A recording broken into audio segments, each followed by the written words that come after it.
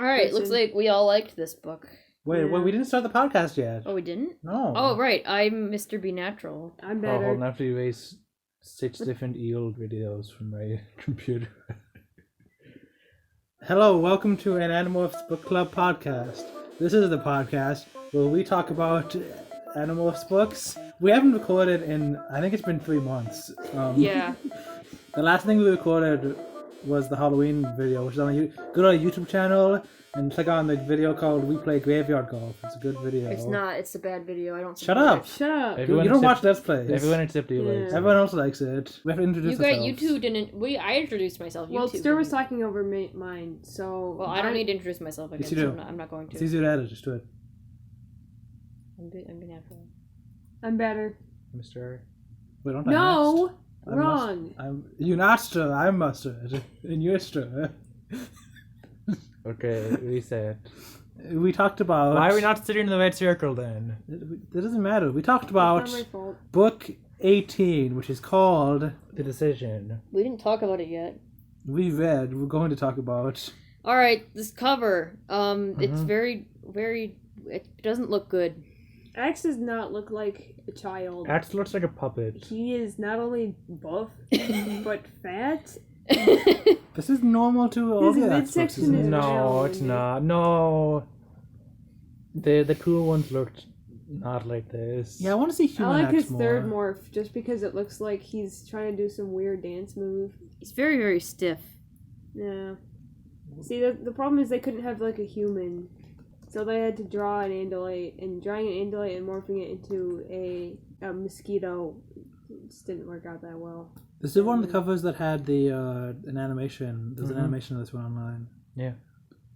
From the Oh, cover you're artist. right. Mm-hmm. They have 6 fingers. 1, 2, 3, 4. Yeah, 6-ish. That mosquito is way too big. Well, it's It's- not to scale. Why wouldn't it be to scale? So then we couldn't see it. It'd be All too the other ones are to small. scale. It'd be kind of cool if it was zoomed in on the mosquito when the axe was to scale. When they turn into big fish, they don't like get bigger than the whole page. You couldn't see them. Yeah, that's dumb because the mosquito is farther away. Like they should have had Axe in Yeah. the background and had No, the they mosquito in the they just normalized that. What's it No, called? like the fly and the spider one makes sense because they're big, but like they're like closer to the screen. That's the mosquito is behind everything. Yeah. What's Yeah. what's it called when you take audio and you make it so it's all on the same sound loudness? Flopping? No, they just like flopped the size. No, what's it called? Confession. No, Yes, is it? It's It is, compression. yeah. They just did compression with the sizes. Anyway, Yeah, but- this, It doesn't look right. the cover says change a little, change a lot, just change. And it's I called- didn't- I Axe even looks read kind of that. like in the second one. Axe looks kind of blazed. Well, I don't know what Yeah, that he means. does. What does blazed mean? He looks like his eyes are red, and he Like- looks like he's got some weird stuff coming out of his mouth. Blaze the cat. Yeah, that's what he looks like. And the background is like freaking blood rain. Also, he's green. And I think half that his- makes sense because of the setting. I would have to check to see I what guess- color sky. Mosquitoes drink blood. Maybe they're in a blood vein. I have nothing to say about the cover. I didn't even look at the cover. It's red. What is the decision? Never mind. I was gonna get to that later. Okay, It good, was good really idea. stupid. Okay, who has a summary? I have a summary. I'm going to summarize the book, and then we're going to talk about the book. Hopefully my summary's not too long. Every time I summarize, Be Natural gets mad at me for taking too long. Is it shorter than 29 haiku poems? I don't know. Okay. Probably. Eric King tells the Animorphs about how the Yeerks are going to gain control of the governor or something. I don't remember who it was. So the Animorphs have to stop it. They morph into seagulls and spy on It was a visiting... Secret Service agent. It doesn't matter. They morph into It seagulls. really doesn't matter. Okay, Secret Service agent. Okay, It's I forgot who it was. It's the clown of the local circus, and Marco really likes him. They morph as seagulls and spy on Visit 3 in human morph, but then he chases them around as an alien bird from the Andalite planet. And Axe sees this alien bird, and he's like, yo, what if the Yeerks are on the Andalite planet? That'd be bad. And he's worried about it. Axe almost kills Visit 3, but then Visit 3 escapes. The next day, they morph as mosquitoes and try to acquire human DNA from blood to save the governor or whatever. The clown guy. I don't know. While the mosquitoes are suddenly teleported to zero space, because that's where the extra mass was. That was explained in a different book. Extra mass thing. And then they're rescued by a ship of Andalites. So the extra mass in zero space, they got hit by an Andalite ship or something, and that teleported the consciousness into the extra mass in Z space. and that's never happened before. It's like really unlikely for the ship to hit zero space. So the Andalites on the ship are excited because it's like, oh, this is a new scientific discovery. We didn't know that's how it worked. Axe explains to the Andalites on the ship why he's with humans and stuff. And these Andalites are currently fighting a war against the Yeerks on the one continent on Lyra, which is the planet that's 92% water. And then suddenly the ship's captain betrays them and sabotages the ship, I think. And then someone's like, yo, go through the escape pod, Animorphs, and the ship explodes, and the Animorphs escape, and everyone else dies. So then they morph as bats, and they fly around Lyra. They're trying to figure out a way to get home. They decide to find the Prince Galuit, the Andalite, because Axe is like, yeah, he's the only person I know we can trust, because I didn't think Andalites could be traitors, but I guess they can, so they're flying around this planet as war's going on, and Axe thinks the Andalites are losing based on what's going on, and then suddenly Tobias just disappears, so he's gone now. So the Animorphs look for Tobias, and Axe realizes, hey, maybe the Andalites planned ahead and knew that Yeerks would beat them on land, so he decides to look for the Andalites underwater, because maybe they're having like some backup plan to team up with the Lyrans or something. So then they morph sharks, and they see a Lyran and ask for help, but then these Lyrans are controllers, so then they fight. And the Animorphs bite off their heads and kill the Yeerks and save the Lyrans because they can regenerate. Also, the Lyrans can read minds, by the way. We knew that already because other books. Once freed, the Lyrans say, hey, yeah, go to the city or whatever. Take out vehicles, drive there, be safe.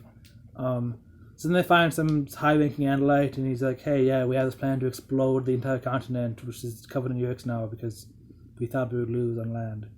And we need you to help us set up the explosives before the Yeerks realize it's a trap. And then Marco suddenly disappears. And his Andalite scientist is like, oh yeah, maybe the mass and the mosquitos that was there is like slingshotting them back into their bodies like an anchor. And it's either taking them back to zero space where they'd be dead, or they're back on Earth safely. I don't know. It's one of those two. And then so the other Animorphs that are not disappeared yet go into a cave underwater and fight some aliens. Jake and Cassie disappeared sometime in there, and then Axe sets up the explosives, and then right after he does it, the Yeerk controllers open up a cave and attack from above, so Axe calls the Andalites and tells them, yo, explode it now, because it was going to explode in 10, 30 seconds or whatever, 30 minutes. 30 minutes. So then it's about to explode in 10 seconds, and then right before it explodes, Axe is teleported back to Earth as a mosquito, and all the Animorphs are there, and they're safe at the end. Also, he got shot by a Dracon beam right before he teleported. But yeah, the beam stopped right in front of him. It was like the Matrix. The beam just stopped right in front of him, right in front of his face. Did you guys know that was gonna happen? Like as soon as it was like a, so we're gonna disappear at any moment. Yeah. I knew he wasn't gonna die. Well, yeah, it's like, oh yeah, of course, yeah, they're all gonna be safe. They're not Obviously dead. not dead. The disappearing thing was never scary to me because it's like, well, yeah, they're safe, of course, they're not dead. They're so, on like, future like covers. for There's like one, 30 more books. for one book, they're like, okay, I guess bad stuff can happen because Tobias is forever a Hawk now, and then they're like, nope, no more bad stuff for the rest of the series. I don't really think this is a fault of that book, though. This book was good. I like this book. Yeah, it might be just because I haven't read an Animorphs book in a while, and I guess I had low expectations or something, but I was like, yeah, by the end of this book, I was like, yeah, this is probably my new favorite. What new favorite? What?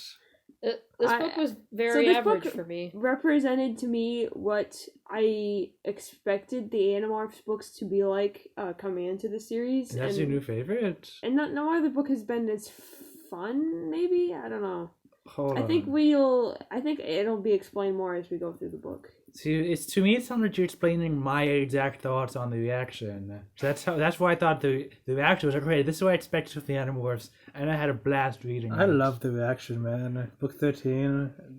12. 12, book 12. Book 13 is better book than 12. 13 is actually good. Yeah. Book 12 was the most fun reading. Yeah. Anyway, I like this book a lot. This was a nice... At first, reading it, I was like, this is like an average Animorphs book. But That's what I was thinking, but then the whole As I got Lyra through it- plot happened, and then I was Yeah. like, wait, this book is so cool. The book just kept being like... It didn't have anything that like blew me away, but everything was just like, yeah, this is good. This Right. is a It good didn't Animorphs book. blow Solid me book. away, but I really liked it. Okay, the reason my last favorite book was the Tobias book, and I was thinking about this when wondering if I should put the star under the books thing. But I remembered that the only reason I liked the change, the only reason the change was my favorite was because of the ending, not so much like the rest of what happened in the book. Yeah. So, but I like everything that happened in this book. It's not just, it just surprised me with something epic that happened at the end, you know, like it feels more real. I think It feels more worthy. I really liked the one we read recently. The last two of all, the last like three we've had have all been like pretty good. The last two or whatever. What was book 16? That was the one with the brother, Visitor 3's brother. Oh yeah, Visitor 3's twin brother. Yeah, that was all. Visitor 3's evil / Anyway, good twin brother. I like how this book they started off with some plot about like them sucking blood from some human to like get his DNA. And I was like, this plot's boring. And then Cavalcade was like, Cavalcade was new plot. Yes, I love that. Now I want the next book to like continue the old. No, I plot. don't. That was so boring. That was a boring plot. It was hey, I know we have a really bad idea. Let's do it. Because guess what happened as soon as it came back? They got smacked and almost died. That's what would have happened. They got smacked and almost died, and they would have said, "Oh, that was a bad idea." I like how it wrapped up them going back as mosquitoes in like one page. And it was like Yes. 3 sentences. like I was like, man, I don't want to read about mosquitoes for 3 chapters, and it was just one page. They almost got smacked, and that was it. That's exactly. I barely even remember like what what they were supposed to be Okay, doing. Like sure. writing my summary, I was like, wait, Eric King was in this book. Okay, my question That's is true. how. So they're gonna suck blood as mosquitoes. How are they gonna get the blood out of the mosquito and into a form that they can touch it as humans? Yeah, I was wondering like, oh, are we gonna like learn about like how like eating and like sucking stuff up works with like morphing, but we like didn't. And We could do that if they continue the plot. Now, if they can get stuff just from blood, why aren't they like picking up blood samples of everything they kill? yeah, hang on, what else has DNA in it? I don't know. Blood, spit. No, because everything they kill is dead. Yeah, Does it have to be alive? you Yes. cannot acquire DNA from dead things, but you can take blood out of a living thing and But the blood acquire doesn't the DNA change. The from blood the doesn't blood. change when it Guys, dies, do they though. know it turns into water, that, or doesn't are they it? just guessing? What?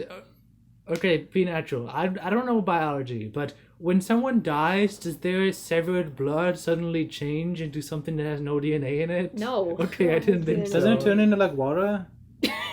Yo, that's true. The DNA would still be there even if they're dead. So andalites are stupid. Is that what Andalite said?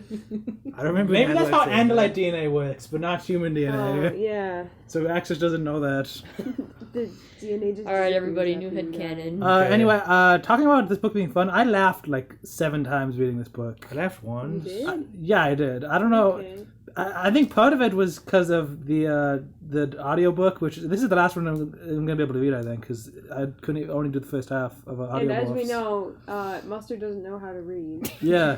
so he can only do it. Now, via I audio. hate the Audiomorph's voice for Axe, because he reads like freaking Spock, like, oh yes, I can't impersonate it, but he reads really slowly like a robot for Axe. But his Mako voice is so funny to me. I can't impersonate that either, but We love the Audiomorphs. You should good, play an good excerpt podcast. for us sometime. I've heard you guys have all heard it, I think. I Well, you can haven't. can you put an excerpt on the podcast? Maybe. Yeah, I don't mind the act voice. It's drawn on me. I just Wait, so you guys have all listened to Audiomorphs just Yeah, on your yeah. own? Yeah. I haven't. Oh. Yeah. But yeah, I laughed several times. We'll get to the parts I laughed at as we go all to the them, I voices guess. on there have gone on me because they're all very distinct. I think it's one person. Speaking of parts we laughed at, chapter 1. Chapter 1. I love chapter 1. I didn't laugh at chapter 1. Wait, chapter 1 was funny? Wait, I have learned the customs and habits perfectly, so I seem entirely normal. Yeah.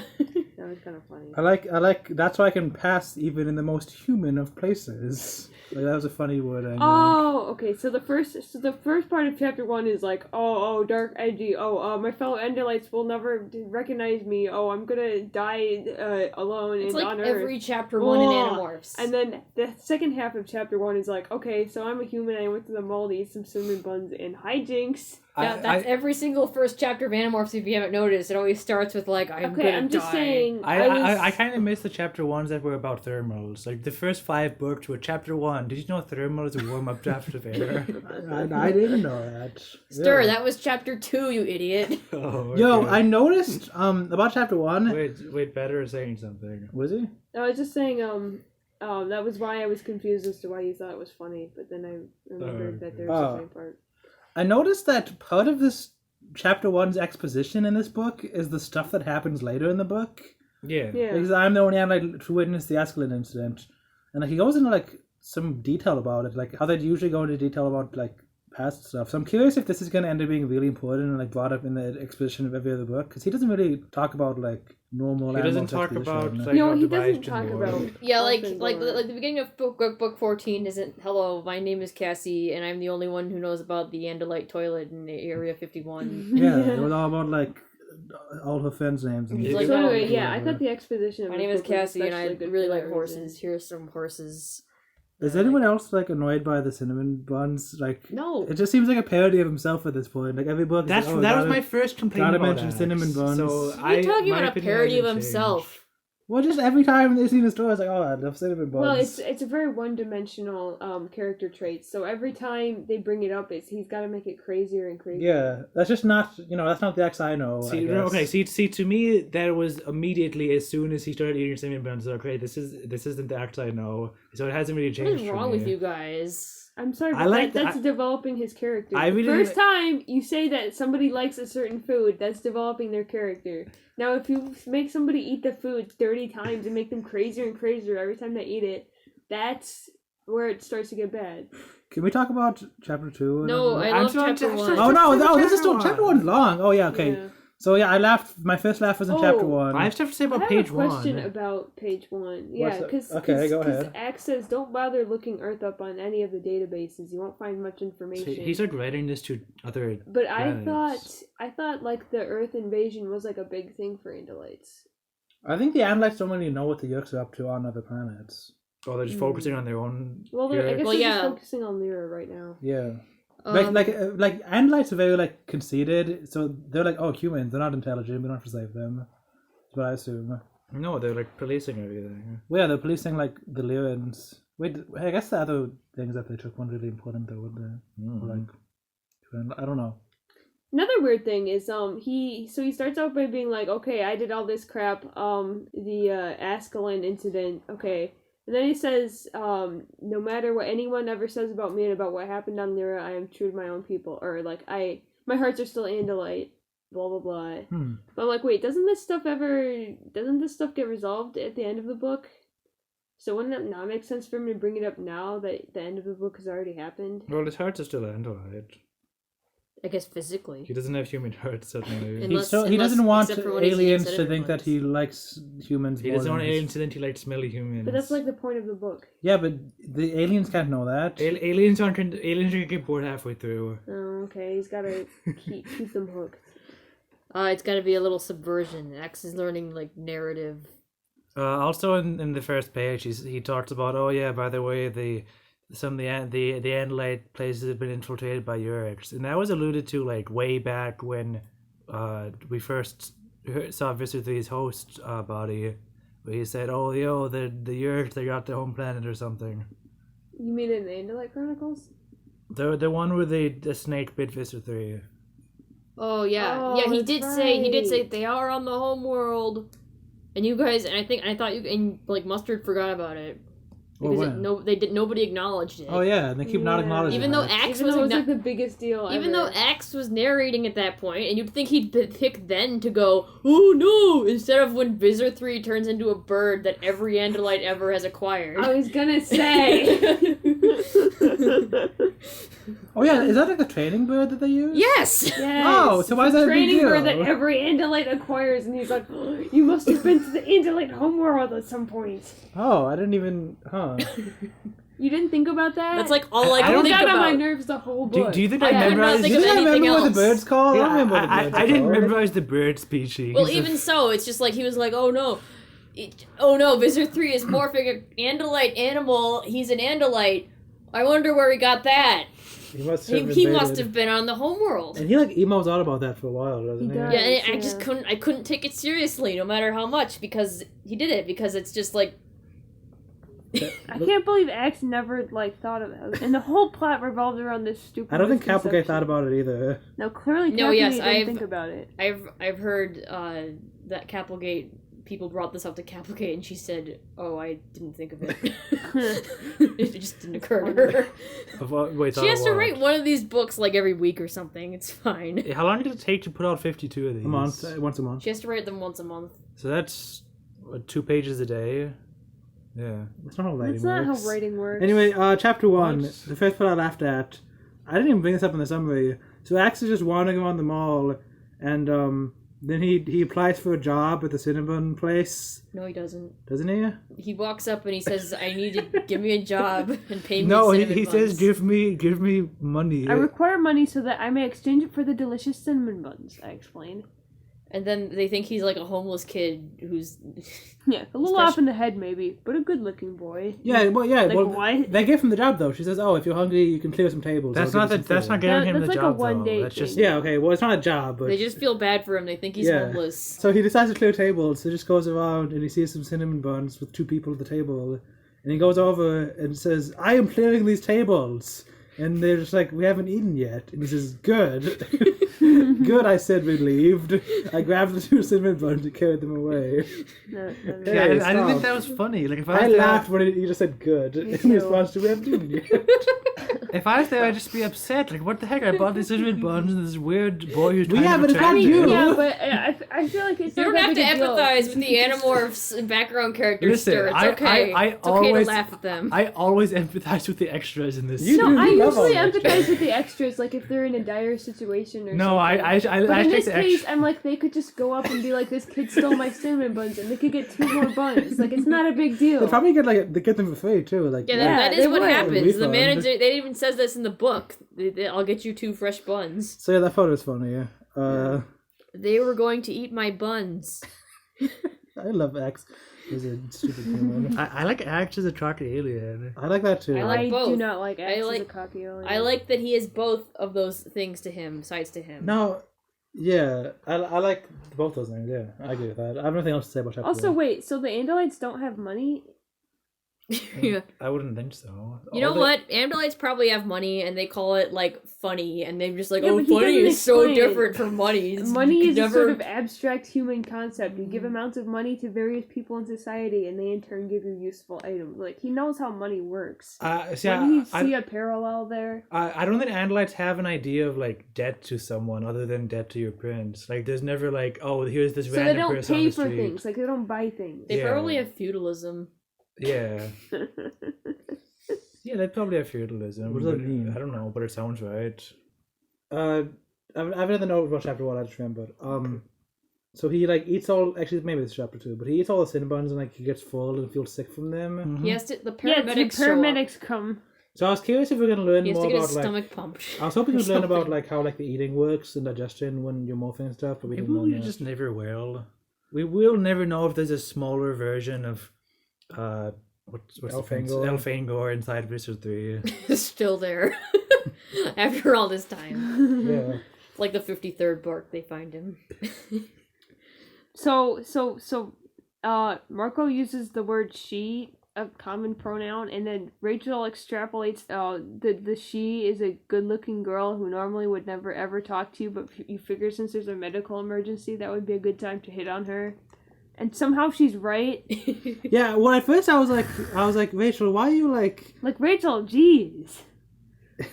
But she was right. Okay, I have to say, I did really hate Rachel in this book. Yeah, I wasn't sure what you're talking about, but I remember that at that point I was like, Rachel, why are you just assuming that Marco has bad intentions? It's like annoying. But then Marco was like, exactly. I was like, oh, okay, well, never mind. Great. Weirdly, I think I like Rachel's books the most a lot of the times, but Rachel seems to get on my nerves more than a lot of the characters. Yeah, probably about the same. I get annoyed by Cassie's morals a lot. I know. Because every time I think she's in reasonable. this book, the Lyrians literally gave them permission to just morph into them, and Cassie was like, "Well, we don't like morphing any visions." Like, that gave you permission. Also, they were gonna morph a guy in a coma. Yeah.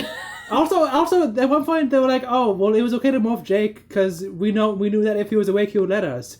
If the humans knew that it would save the planet, they'd let you too. Like, Yeah. what kind of stupid argument is that? You know, some humans want to be controllers.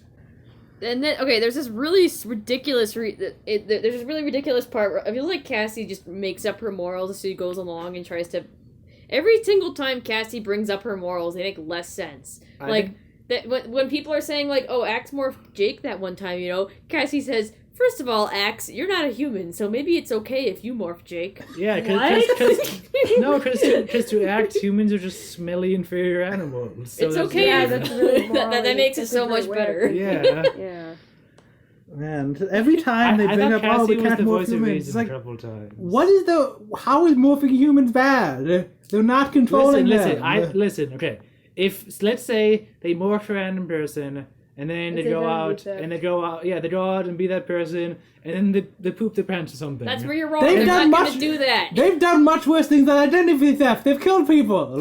Yeah. Why is identity theft just a big issue there? Hold on. That person's life is ruined because everyone thinks he pooped his pants when he didn't. When you kill someone, their life is ruined. They want to save the humans. Someone pooping their pants is a much less big deal than it's one thing to kill someone, but to make someone falsely think that someone's pooped their pants, that's another thing, and I just won't stand for that. Listen, I wouldn't want.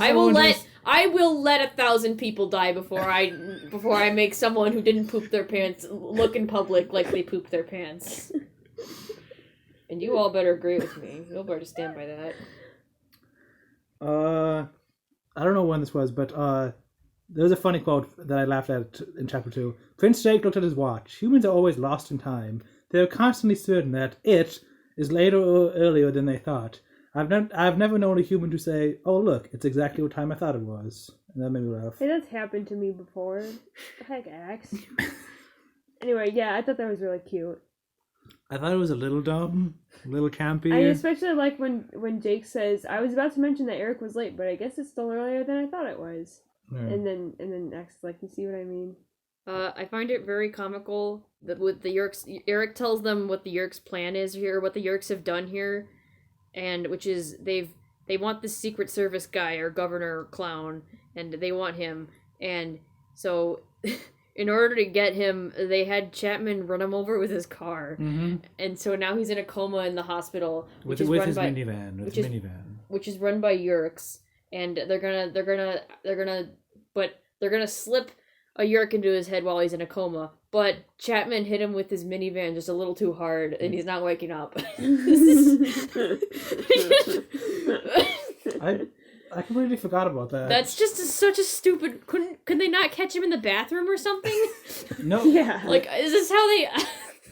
I'm glad that there's no catching people in the bathroom and putting slugs in your head, because that freaks me out. That would be actually scary. Yeah. But now that would be actually scary. Just try not to get hit by cars, kids, and you'll be good. You'll be safe from the controllers. Yeah, otherwise the kid wouldn't I'd be afraid to go to the bathroom because the Yeerks are gonna crawl in my ears. They don't want kids to. The original draft of this had them grabbing him in his bathroom, but then the Scholastic was like, too many kids are gonna piss their pants. Mm-hmm. We need the kid. Listen, Capelgate. Some of the kids reading this aren't potty trained yet. I thought funny that they keep saying how Eric has this highly advanced holographic illusion when literally the only reason they know he's an android is because it was very obvious that it was a hologram when he walked into a bus. Maybe they ran over Chapman to make sure that he wasn't, or whatever, opposite way around. Maybe they ran over the guy because they wanted to make sure it was an android. But they don't know that anyone are androids. Yeah, the New Yorks don't know about them.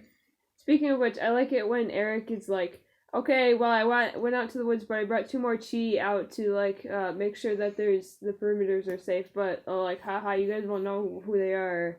And then Jake is like, okay, Tobias, go look around. And then he's like, I bet Tobias will be able to spot the chi. And then Tobias comes back and he's like, yep, all clear. And Eric's like, oh, see, he didn't spot the chi because he would have been like, hey, what are the chi doing out there? And then Tobias says, well, I saw 2 chi projecting tree holograms and another one trying to pass himself off as a rock, but nothing to worry about. Yeah, I just wrote down Tobias. And then he dropped the microphone and everyone went, oh, while pointing at Eric. Too bad Tobias just disappears halfway through this book. Yeah, I freaking love Tobias. He literally does. I didn't even... He just poofs the away. was like, I'm done with you. He just poofs away for no reason. Are we on chapter 2? What chapter are we on? I'm still on chapter 2. We're chapter 2. Yeah, we are. 2/3, whatever. We're on 3. Probably. I'm on 3. The guy's name is Hewlett Aldershot III, and his boss is Jane Carnegie. Jane Carnegie. How is it pronounced? There's a famous person. Who cares? Why are you reading these names? Jane Carnegie. Because those stupid names. If not for the funny joke that Marco makes that I laughed at. That was hilarious. What did he say? Marco said, I have a question. Marco said, if you already have a Hewlett Aldershot and a Hewlett Aldershot Jr., what kind of parent is going to go and inflict that name on a third kid?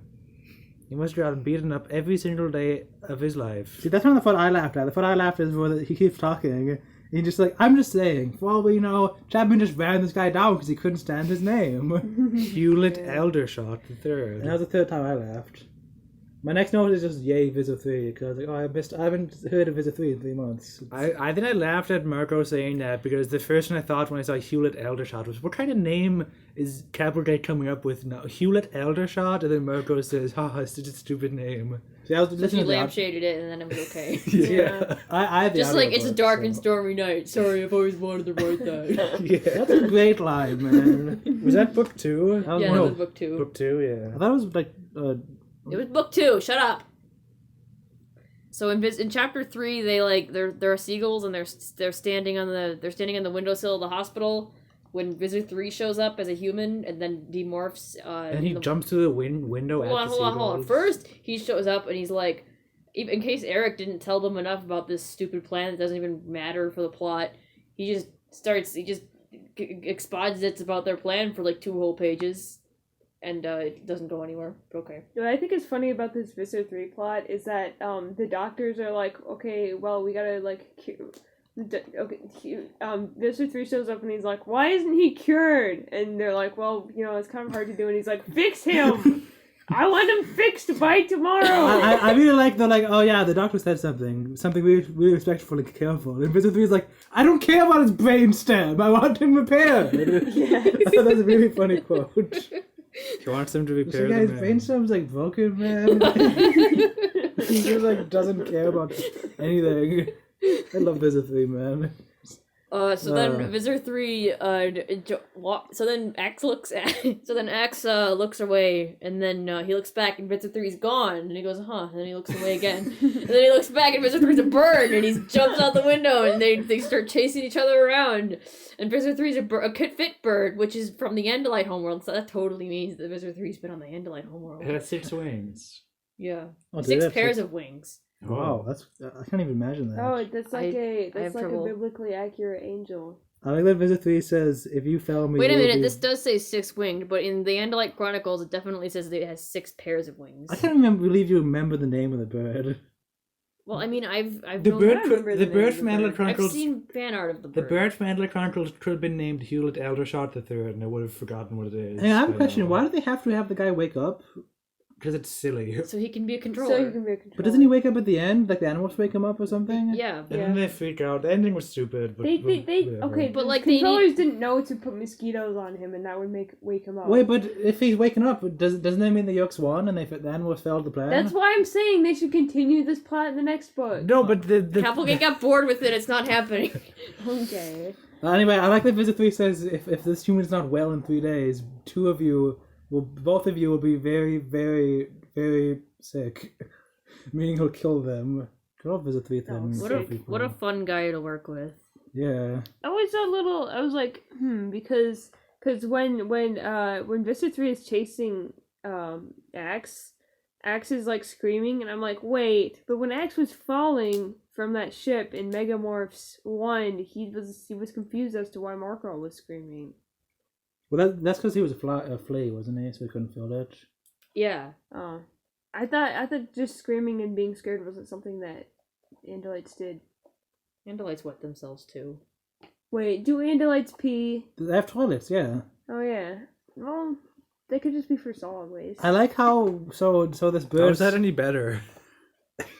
Andalites shit themselves in fear too. Look, wait, Andalites do drink water, don't they? Yeah, and they poop too. Okay. How do we know? Do we know they We poop? talk about poop too much in this episode already. No more poop. This is a no poop book. Okay. There's no poop in this book. No poop in this book. We just had to bring it up. Must be a mutant bird. Yeah, that was my next note. These two birds are fighting in the air, and then some people watching them like, "Hey, that bird has too many wings. It must be a mutant bird. Go, seagull, go!" And then cheering on the seagull just because it has a normal amount of wings. I thought that was How weird. ableist. Yeah. Yeah, Well, when you have a giant, like you gotta root for the little guy. I guess. So then Visitor 3 and Axe land on the roof and they demorph, and then Axe goes, oh no, his tail is bigger than mine. And he's taller. There's more about the height. So they stand there with their Okay, do tails we up. have as canon that Andalites fight for sport, Yes. like fencing? What did you? tail fighting is a sport thing now, and they were saying he said like it's been a long time since Andalites have tail fought for not sport. Yeah. Practice. So Andalite boy 1 and Andalite man Yerk 2 stand there and they with their tails erect and they stand there shaking and quivering and staring at each other until Visor 3 stop it. Until Visor 3 chickens out and jumps off the roof and lands in a trash can and then the chapter ends. I don't remember that. That's literally what happens. Okay, so in this part, they're like, "Oh man, should we run away? I mean, we don't. If we deem Morph, he'll know our secret." And then Rachel is like, "Yeah, but if we do Morph, he won't be walking away because we're gonna kill him." But like, he could like turn into a bird and fly away. Did Rachel not think of that? I guess not. I didn't notice any Rachel stuff. Like, there's so many ways you could get away other than just like. How many times... They don't want Visor 3 to murder X. How many times have they had Visor 3 5-on-1 and then he just turned into a giant monster? That's not... Saying if we get him 5-on-1 he won't be able to walk away is not... He just turn into a giant monster and crush them all and then he'll turn into a bird and fly away. Like, that's a bad plan. That's true. Rachel doesn't have a good plan. No, she doesn't. Except in that... Rachel's No, because all Rachel wants to do is fight. Rachel's a barbarian. Rachel was so awesome in the last book, because all she did was fight, and she was really cool. Tobias says that he cried the first time he saw Visor 3 because he felt evil emanating from him. Aww. I thought that was... Like, they keep bringing up this, like, evil emanating from Visor 3, and that has to be explained later, right? Where is that, by the way? It's in chapter 6. Okay, hold up. I've My got bad, I more didn't stuff know to that. say about chapter 6. I didn't know it was that far ahead, sorry. But yeah, it was... That's the one with worms. That's cute. Yeah, so apparently, Andalites aren't herbivores. They do eat, like, worms and stuff. That Or live in the maybe ground. on their planet, their plants have... the grass has protein. But Either anyway, way, they're capable of... either way, capable of eating if he's animals. capable of eating earth grass, then being able to eat earth animals isn't really much of a stretch at all. Yeah, but like sucking worms into your feet is weird. What are you guys talking about? horrible. That's what Axe does. He sucks Is worms I into could his feel feet. my hooves picking up the worms that come out of the ground when it's wet. There would be extra protein in my diet, which is the last thing I needed. Too much protein keeps me awake. Huh, I don't She's remember like, that. what? But okay. Anyway. Thanks, Capelgate. Yeah. I can imagine the plants on the Andalite world having protein, because like the trees talk and stuff. And... Yeah. I can imagine some of their plants are like more animal. That doesn't change that he's sucking worms into his feet. Yeah, that's weird. I don't remember that. I imagine them just slooping up like spaghetti. Alright, and we get some cool axe angst during this chapter. Angst. Which I you know me, I love the angst. He's like, do I feel at home on Andalite planet or on Earth? No, this is just Shadow. I really liked eating food with Cassie's family. Are they like a family to me? Are they my home?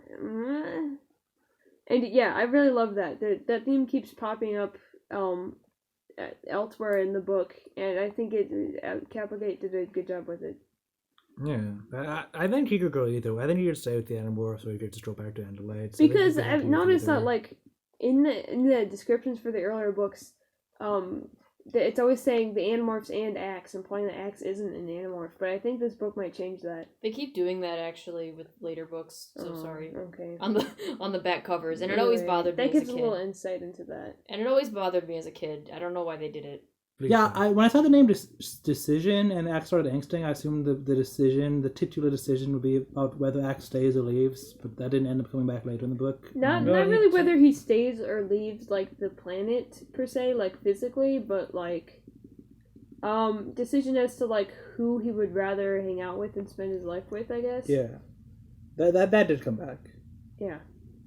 I have no notes until chapter 7. Okay, yeah, there's the crying thing. Yeah, I don't have any notes. I have my next notes. Oh, are in chapter actually, 7. what I had to say about my note about the thing that Tobias says about crying was that wow, that kind of sucks because Visor 3 is like not scary anymore. Yeah, like now it's like now what, he's you're just afraid of silly. that guy? And like, why would I miss the days when Visor 3 was a like big threat and not just somebody they made fun of. He still has evil emanating from him. I don't like him being a mustache twirler so much as him being like yeah, I'm gonna kill you. Didn't the last book bring back evil Visit 3 a little bit? Or like one of the most recent books, One we of were like, them oh yeah, did. this book like had scary Visit 3 again. Yeah. We liked it. Yeah. He wasn't really in this book that much, except when he's, I guess he At the threatened people beginning. and he was pretty silly. So. Wow, man, like if Cavalgate was feeling him a little more, he would probably show up somehow on Lyra in this Yeah. book. I bet he would. I'm Visit- glad he didn't. See, Turn that into was a another. giant- That Yeah. was another good thing about this. He book, would is get- that He would He wasn't in get it. pulled into the zero space along with them. I like that- I like that- Hijinks.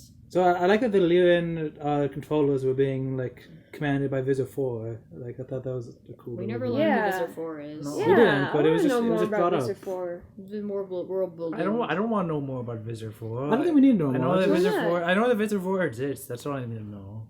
I'm so interested in Yurk culture and like how their political system is set up. I still don't even know who Visor 2 is. I should at least know who Visor 2 is first. Stern needs That to know the doesn't Visors matter. in order. I want to know Visor 16. Well, you already got it wrong because you learned about Visor 3 before Visor 1.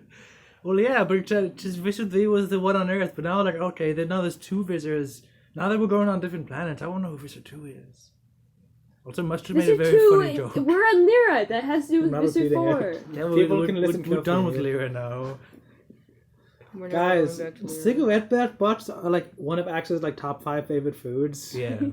Cigarette butts. Cigarette butts. He Amazing. loves his favorite foods are buttered popcorn, the Snickers bar, chili, cigarette butts, and Cinnabons. Those are his top 5 favorite foods, based on how he talks about them here. Not a bad list.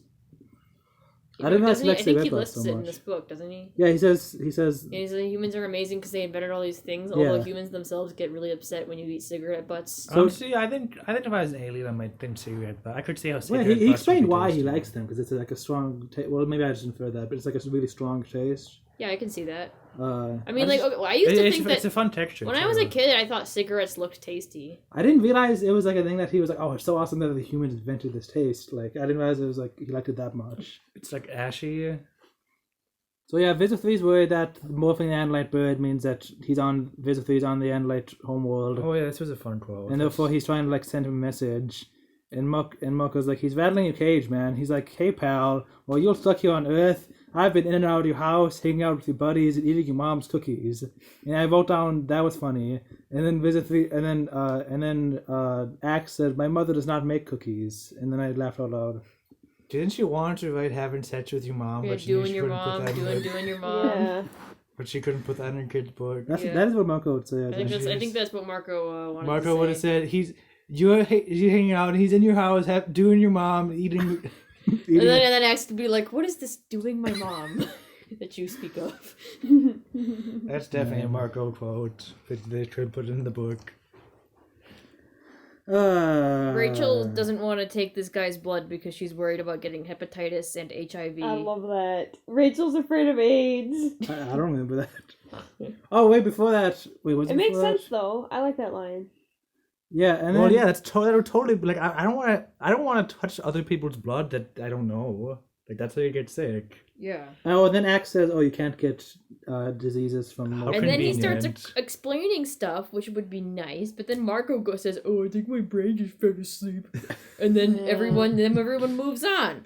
I'm like, "Shut up, Marco! Jesus Christ, Jesus! I don't like. I don't every. This is how Capelgate gets out of like writing her explanations. She's like, "Oh, well, I would explain it. I promise I have an I have an explanation, guys." But I didn't Marco even- doesn't want to hear it. I didn't even notice. So I guess my brain fell asleep too. See, so. I really liked the Andalite Chronicles because there's no dumb kids in it. Except the one that was riding on Andalites, and I liked her. Except it was weird that she was 12 and then suddenly 18. Oh, I forgot about that. You're 18 now. Let's get married. I swear, I'm suddenly 18. I swear. I suddenly I feel promise. 18. Oh my god. For real. Oh, what a good book. Anyway, this morph. Cassie says, we agreed that we don't morph for humans. I was like, no you didn't, Cassie. No one agreed on that except you. I think Cassie's the voice of reason. No. Not in this, not when you talk about morphing. Well, she's the voice of reason, but the reason is like a crazy logic from another dimension. Hold on, no, there's one point Her where she reason like is mimicked when what I was she saying. grows. Hold on. Facts and logic. I already complained about her already, so like... I like when Marco calls Hewlett Aldershot a Brussels sprout. What? The man is a Brussels sprout, Marco I said. like Brussels. What, I calling him a vegetable? Yeah. Yeah, he calls them like a bunch of Our vegetables. man H.A. Third can't give permission. He's a vegetable. He's a carrot. He's a cabbage. He's a tomato. I thought tomatoes were fruit, Rachel interrupted. That is what Rachel would say. At one point, Cassie says... I mean, she does say it. At one point, Cassie says, that's not the real question, though. The real question is, what are we going to do with this Hewlett Aldershot III? And I was like, well, yeah, there you go, Cassie. That is the real question. I forgot what the former question was, but that was a question that I had, and she asked it. That's why you like Cassie? I don't, page 17 or 18, I think I put my Oh numbers yeah, wrong. and Marco It was says, in chapter 7. get him to change his name. Wait, where was this that? book Where is was called- it? Where okay, was guys, it? I'm sorry. Never mind. This book is called The Decision, isn't it? Yeah, Yes. why? Okay, I thought it was called The Diversion, and I had a theory as to why it was called that, but never mind. It's called The Division. Yeah, we already chapter said 8, why it was the called the incision. In decision. chapter 8, Axe talks about how he's walking around to the hospital to create a diversion, and I was like, well, it'd be That would have really... been really stupid. I'd be like, Yeah, why is the title. book named for this scene? That's really strange. The titles in these series don't make sense. I've been anyway. liking the title a lot more because I've been finding like these really subtle like connections. Oh, and, come like, on. cool. That's like freaking... No, It's fun, they it's like get playing cool. mind Yeah, games. it's like a puzzle, and it's like It's oh, like that makes reading sense. That's like reading your horoscope and being like, No, "Today no. brings many secrets," Some and of you're them like, are really cool. No, it's like doing the British, what's it called? the Cockney what the rhyming freaking slang? Cockney rhyming? Yeah, slang? it's like figuring out Cockney Yeah. rhyming slangs. It's not. Anyway, the part I laughed at was I when could scramble Marco the said titles didn't around change his and name. add them. I could apply the titles to different books, and you would be like, "Oh, this book was called The Android because Axe feels like an android in Android's body." and it'd be I mean, cool. I didn't say that.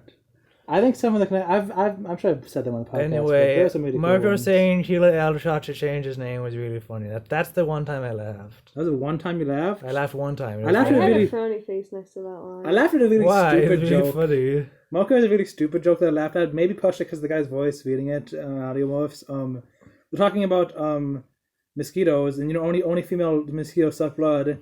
Cassie says, like, I don't know if it's male or female. I don't have a magnifying glass that good, and even if I did, how do you tell a male from female? And then Marco said, that's easy. The males think loud belching is funny, and the females don't. And that was a stupid, horrible joke, but it made me laugh. I was confused when he said H.A. Third, and I was like, what's A? Oh, Hewlett Aldershot. That's right. I don't remember that, man. By the way, I read the first half. I listened to podcast Audiomorphs. Second half I read because the new ones didn't come out also, yet. this part was kind of confusing because Cassie says we can't all morph the same mosquito. Only females suck blood, males are useless. So she got a bunch of mosquitoes and like just decided to hope that some people were females. But Isn't she it really wanted make easy it to a tell which bigger mosquitoes chance. are females? I'm pretty sure the I'm males. pretty sure only the males just like stick around flowers and stuff. And the females Yeah. would be I the don't ones think trying to the bite males people. even I thought it was like bees, where like one of them just stays in the comb. I don't all even day. think the males look like what we think of as mosquitoes. Like I I mean- don't Yeah, think they the probably males. don't. I don't think the males go out looking for blood or anything. Yeah, they definitely don't bite. Well, why not just let one of them bite you, and then you all acquire that one? Then you're all female. Yeah, the males and Right. females look the same. Exactly. Well, whatever. Oh, I do. So Well, the males are smaller. So they acquire mosquitoes. They need at least one of them needs to be females. X is a female at least, so I guess that it works out. It's fine. Okay. Oh, the males have big like mouth antennas, like big bushy antennas, like moths. Oh. Huh. Alright. Yeah. The Wait, two. hold on. So Axe is trying to start a diversion. He goes into this little kid's hospital room, and she's like, "Who are you? Are you a fairy?" And he's like, "No, I'm an Andalite." I forgot about that. He's like, "What?" This book had a lot of stuff A, in it. Andalites don't look like fairies. B, why would you Well, just she- say that? she doesn't know She's that. a fan of Pokemon. She doesn't know She would either be like, of those. "Are you a Incineroar?" No, wait, Sylveon. Didn't he say he didn't want to lie to a little girl, and that's why he said it? Yeah. No, I'm saying like Andalites could totally be fairy Pokemon. Yeah, they could. They have they'd be like fairy. thin arms and Okay. stuff. They have like hearts all over their bodies. Do they? Not on the outside. I'm joking. They Fairy could. Pokemon have a bunch I'm of gonna try hearts. Andalites with hearts in their bodies. A lot of fairy Pokemon have hearts on them. That's the thing. I like Andalites. Yeah, I do too. I wish to defect. I am interested in joining the Yerks. I would like to become a controller. Do you have any information on membership? Is there a fee? Is that what Axe says to the Yerks to like do a distraction or Yes. something? And then they rush him aside. And they say, okay, yeah, you want to join? Okay, cool, thanks. And then he's like, haha, just kidding. No, just- they all just like shoot him. He says, actually, no. I think it's interesting that it's narratively connected because Axe is pretending to be a traitor, and then later on he finds an actual Andalite traitor. Yeah. Also, I think it's just kind of funny. That, is there a fee? You have to pay money to be a controller. Visit 3 would do that, I think. Yeah.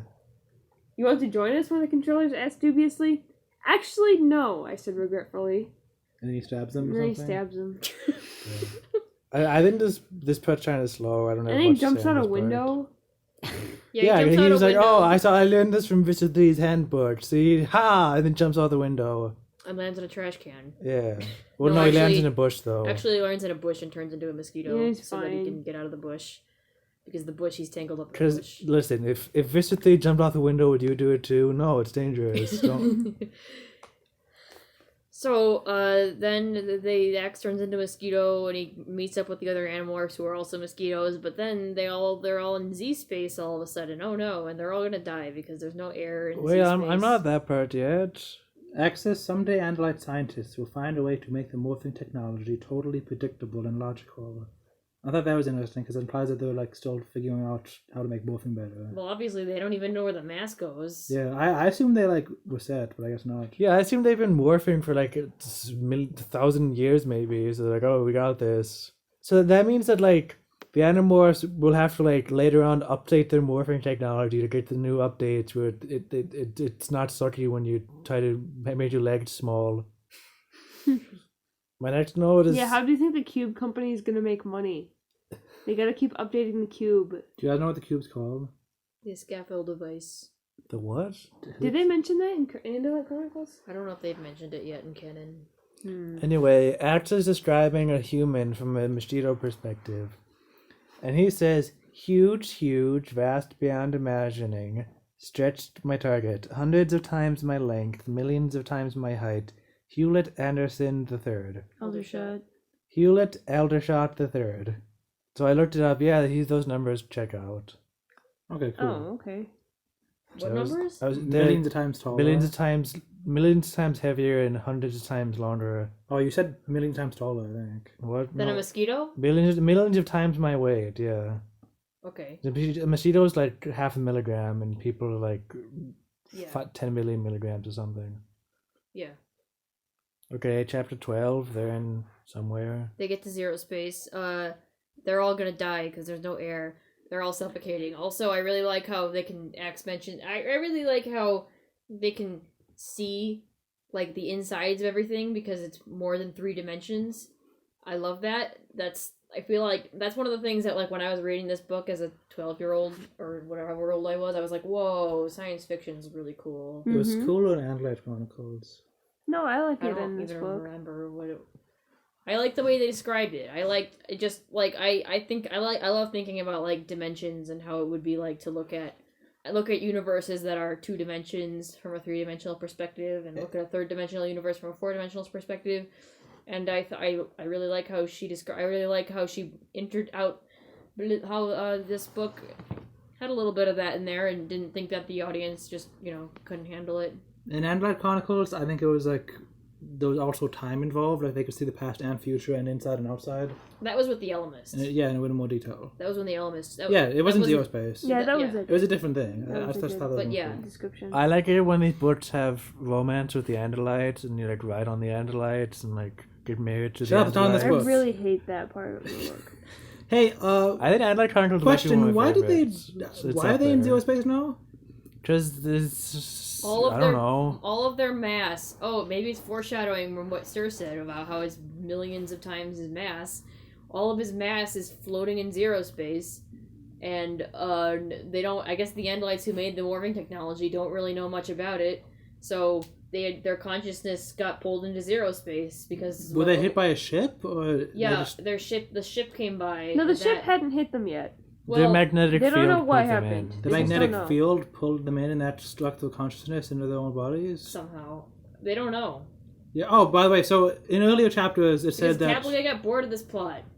It said that this part sucked until now. It said that zero space you're like a big floating mass, but then they found out that no, you're not actually a floating mass. You like have your whole body in zero space. Apparently, It's all in the right order. Yeah. It's in the right shape. But are they? I wonder if they're all So like they're good. half a milligram lighter than they would be otherwise. I know. Yeah. I'm like, what part of them is missing? Yeah, they are. Marco's missing his wiener.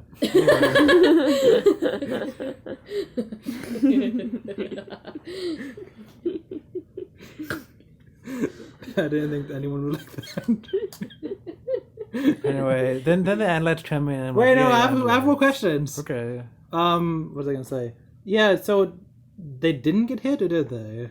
They didn't. No, well, really they got matter. pulled in the ship. Okay. They didn't somehow. smash it into the side of the ship. 'Cause I was with confused bugs. because I remember Axe said if a ship would come by, they would be disintegrated immediately from like the force field rays or something. Like that's what Axe said when they explained. Well, it was that was just a theory he learned in school. So a theory that they have disintegrating things on the ships. That's like the force field. That's not a theory. yeah, but it's zero space, so it's different.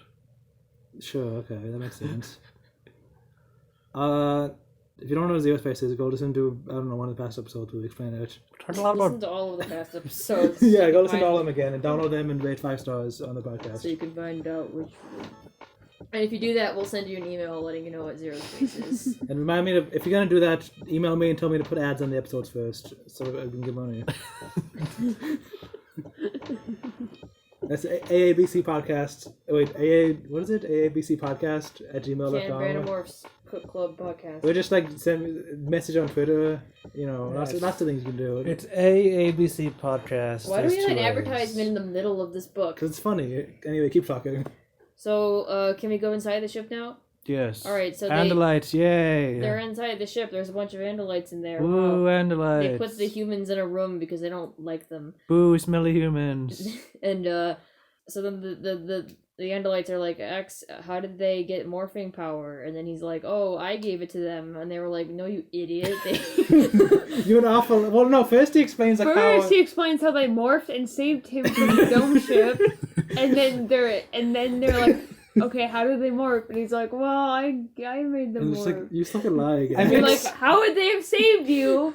I mean, but officially, he's the one who did it. Like on the records. Yeah. And I really liked how they dealt with that situation. The Yeah. captain is like a huge Elfangor stan. And he's Yeah. like, oh, Elfangor, oh, I understand. Elfangor wouldn't do anything bad. Elfangor did. I know Elfangor did that, but I'm sure he did the right thing because Elfangor is the best. Well, no, before that, like they argue about it, and then suddenly it clicks in someone's head, and he's like, "Wait a minute, Alex, have you made contact with the Andalites in the past?" And he was like, "Yeah." And he's like, "Okay, that this guy figured it out. He figured out that." Because this happens all the time. Yeah, he figured out that someone higher in command than them told them that he has to lie about it. So they're like, "Okay, got it. Okay, this discussion over. Moving on. This, we're not gonna talk about this. It was you, not Elfangor. The secret doesn't leave the room." Axe says that he's been marooned on Earth for approximately 0.7 standard Andalite years. So it seems like Andalite years have to be shorter, right? Because there's no way that 0.7 Earth years have passed, right? I think that Capital Gate just doesn't know how long they've been there, but she She wanted used it to seem Andalite like she years. does. Yeah. So she said, "Yeah, Andalite years, or whatever." You can figure Yeah, out that. because they always use Earth years whenever Earth, like they were like, oh, okay, or 10 Earth minutes until we land. Yeah. But they didn't do that here. So I'm gonna guess that Andalite years are considerably shorter than Earth years. Just like 0.7 years seems like a long time to have passed. I mean, it's past. No, I think We haven't even had any character birthdays, and every book's only like 1 week. Do you think we're gonna have like a freaking? Well, you think we're gonna have like a Rachel's birthday episode? Yes. Rachel can't find enough balloons for her birthday, so she morphs into a bird to go catch balloons that people dropped into the sky. But then Yeah. Rachel 3 shows up That's and why- says, "You need to give me all those balloons because I'm running out of helium." And then Rachel says, "No, you can't have my balloons." And then she flies down and gives away the secret location to the Animorphs' birthday hideout. And then they set off the birthday fireworks, and that defeats Wizard 3, and he blasts off into the distance. That's what I expect. Yeah. Okay, And now Rachel says, by the way, today's September. if 14th. each book is like 2 weeks apart, that's like 0.7 years for all the books we've read. I think. What? No, it's like half. 18 divided by 2. Oh yeah, it's 0.7 years. Wow. Okay. So I think every Yeah, 2. but no birthdays. I think 2 weeks. I don't think they would They mention wouldn't mention birthdays. I guess. Yeah. Well, who? If they're writing like the adventure of the Animorphs, they're not gonna write about birthday parties. It was my birthday today. Adventure 3 ruined it again. No, then Capricorn has to remember whose birthday it is. Mr. Tree says, "Oh, it's your birthday now, is it?" I mean, they didn't mention Marco's mom's birthday. Really Well, threw she's slime dead. in my face.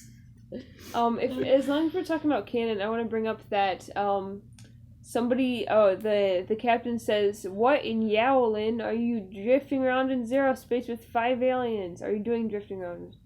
Anyway, so there's this entity called Yowlin. That's the Xylon Showdown? that the Andalites believe in.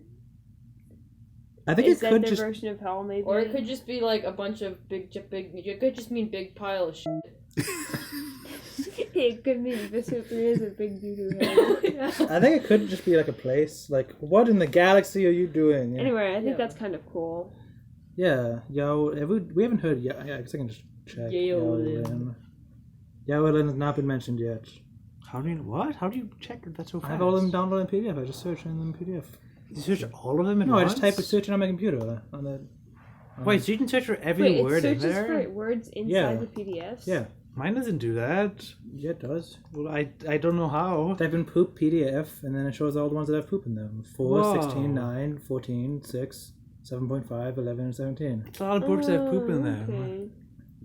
Also, so shredders need like extra power cells that they have that they wear like a bandoliers that's a thing that exists. Wait, what's Shredder? Is that the I learned Anti-Guns? 2 new It's words like in this guns. book. Andalite Dracon beams. That's Dracon beams, but way cooler because they're Andalites.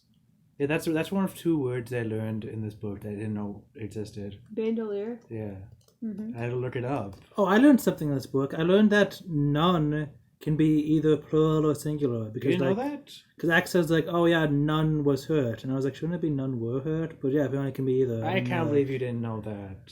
Come on, you should know plurality of different. I assumed that I know there's different ones, and I think I know most of them, but I thought none always had to be Yeah, plural. none's one of those either ones. Yeah, I didn't know that. So that's something I learned. Because actually, you said it like twice in this book. I think you said none was, and it like stood out for me. I was like, huh.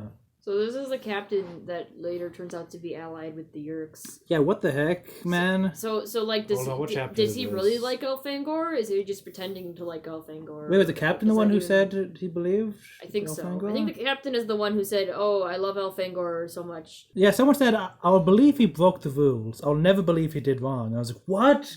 Andalites a admit cool that the quote. rules aren't necessarily morally right? Yeah, That shocked me. That was cool. So Elfangor is basically a god now. Well, it's just this person like realizes that Andalites are stupid and petty, and he's joining the Yerks or something. That's what the TO said. The TO wasn't the bad okay. guy. Oh, Ticked okay. off. All It right. took me so long to figure out what TO meant. What is it like? What's TO again? Tactical officer. Tactical right? officer. Yeah. Wait, hang on. No, wait. No. Yes, tactical officer. It says it in the book. No, okay, no, it was the captain who said that. Okay. Yeah. No, the captain said the captain's fed up with the petty Andalites and the rules. Okay, yeah, okay, never mind. Okay, I was reading it wrong. I saw the wrong thing.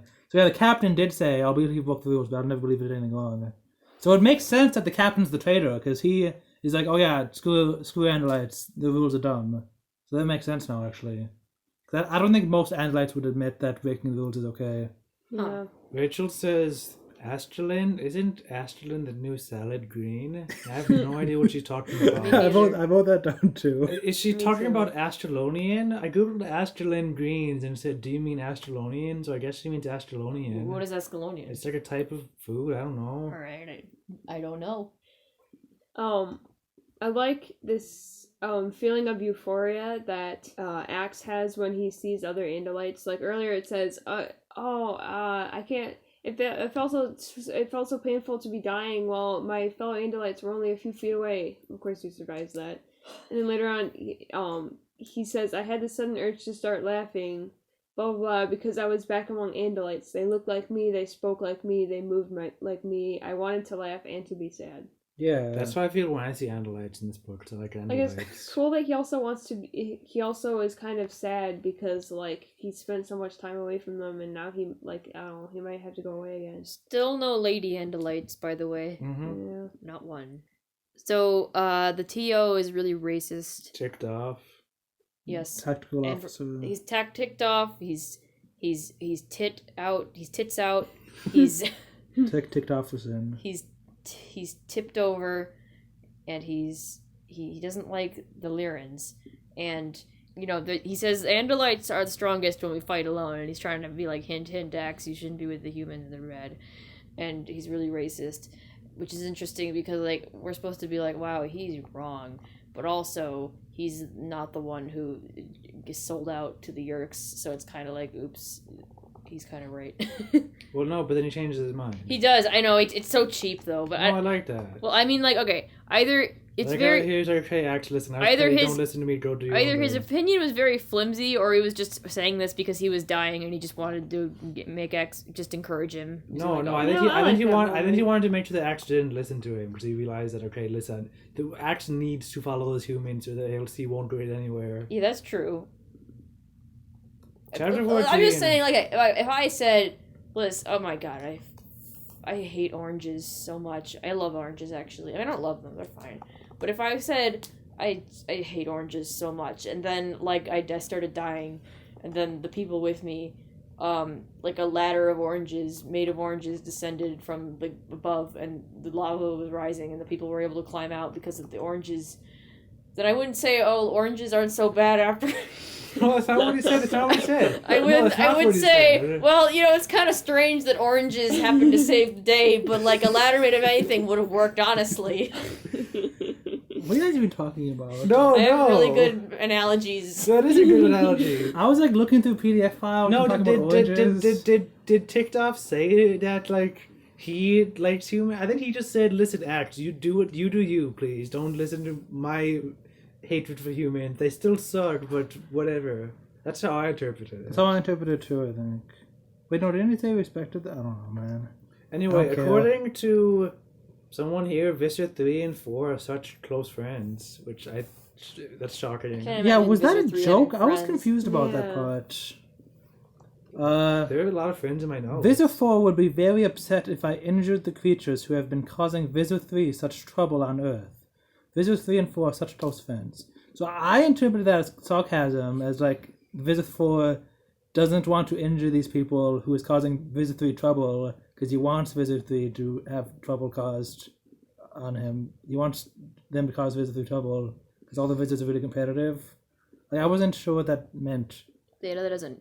So I thought it was, my interpretation your was that it was interpretation- sarcasm. I think and your that interpretation makes the most sense. he just really wants to sabotage Visor 3 with these Animorphs and stuff. So, What page was that on? It was at the end of chapter 14. Oh, well, I'm still on chapter 13. Yeah, go ahead. There's more confusion as to, like, what team Axe is on, because he's like, well, when you guys go back to Earth, blah, blah, blah. And they're like, what, you mean you're not coming back to Earth with us? And then there's this other thing where it's like, Axe is like, oh, I'm just an heiress. I have to follow orders. And they're like, what? Why would we follow Andalite orders? And I have to say, I was kind of confused by that, because I was like, yeah, I totally see Axe on this one. Like, why do you guys want to disobey the orders? I mean, I don't know. It seems like Andalites know what they're doing. Yeah, that kind of blew me too. I think the kids are kind of petty towards the Andalites. Yeah, they always have been. They're like, oh, Axe, I how don't dare like you follow... Andalites, but I'm like, this is their ship, and like Yeah.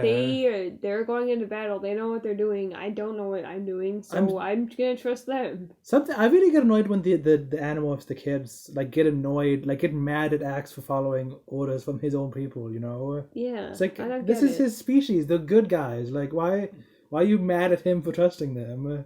oh, but it turns out they're right. They shouldn't have That's trusted dumb. This is one person that's never happened before. They shouldn't just go, oh, Axe, see? Oh, see, he just happened to be a traitor. Yeah. Maybe should have listened to us, Axe, don't you think? X, Yeah, cut that all annoyed me. all your ties with other people other than us. Come back to us. Yeah, Yeah, I that did sounds not like an like abusive that. relationship for the Animorphs. Don't listen to anybody else. And then at the end, X is like, I am never going to listen to anyone else again, Prince Jake, except for you.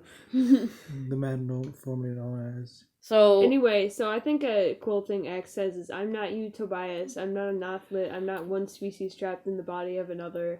As in, like, he's not a human who's in an Andalite body. Like, he's Yeah. an Andalite who just happens to be around humans. Well, yeah, That's two 'cause- different things. Because he's like, oh yeah, you guys don't know what it's like to be separated from people. And Tobias is like, oh, well, I do. So like, yeah. And he's like, no, it's not the same, Tobias. That's nice, because usually it's like, well, Tobias and Axe have to be like, I guess we're similar to each other because we're the closest thing we have. In this book, they're like, nah, Axe doesn't want to. Axe is like, no, Tobias. So,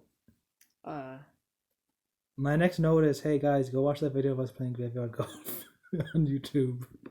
all right, What? now that we said that, So chapter 14. turns out, the captain is allied with the Yeerks for some reason.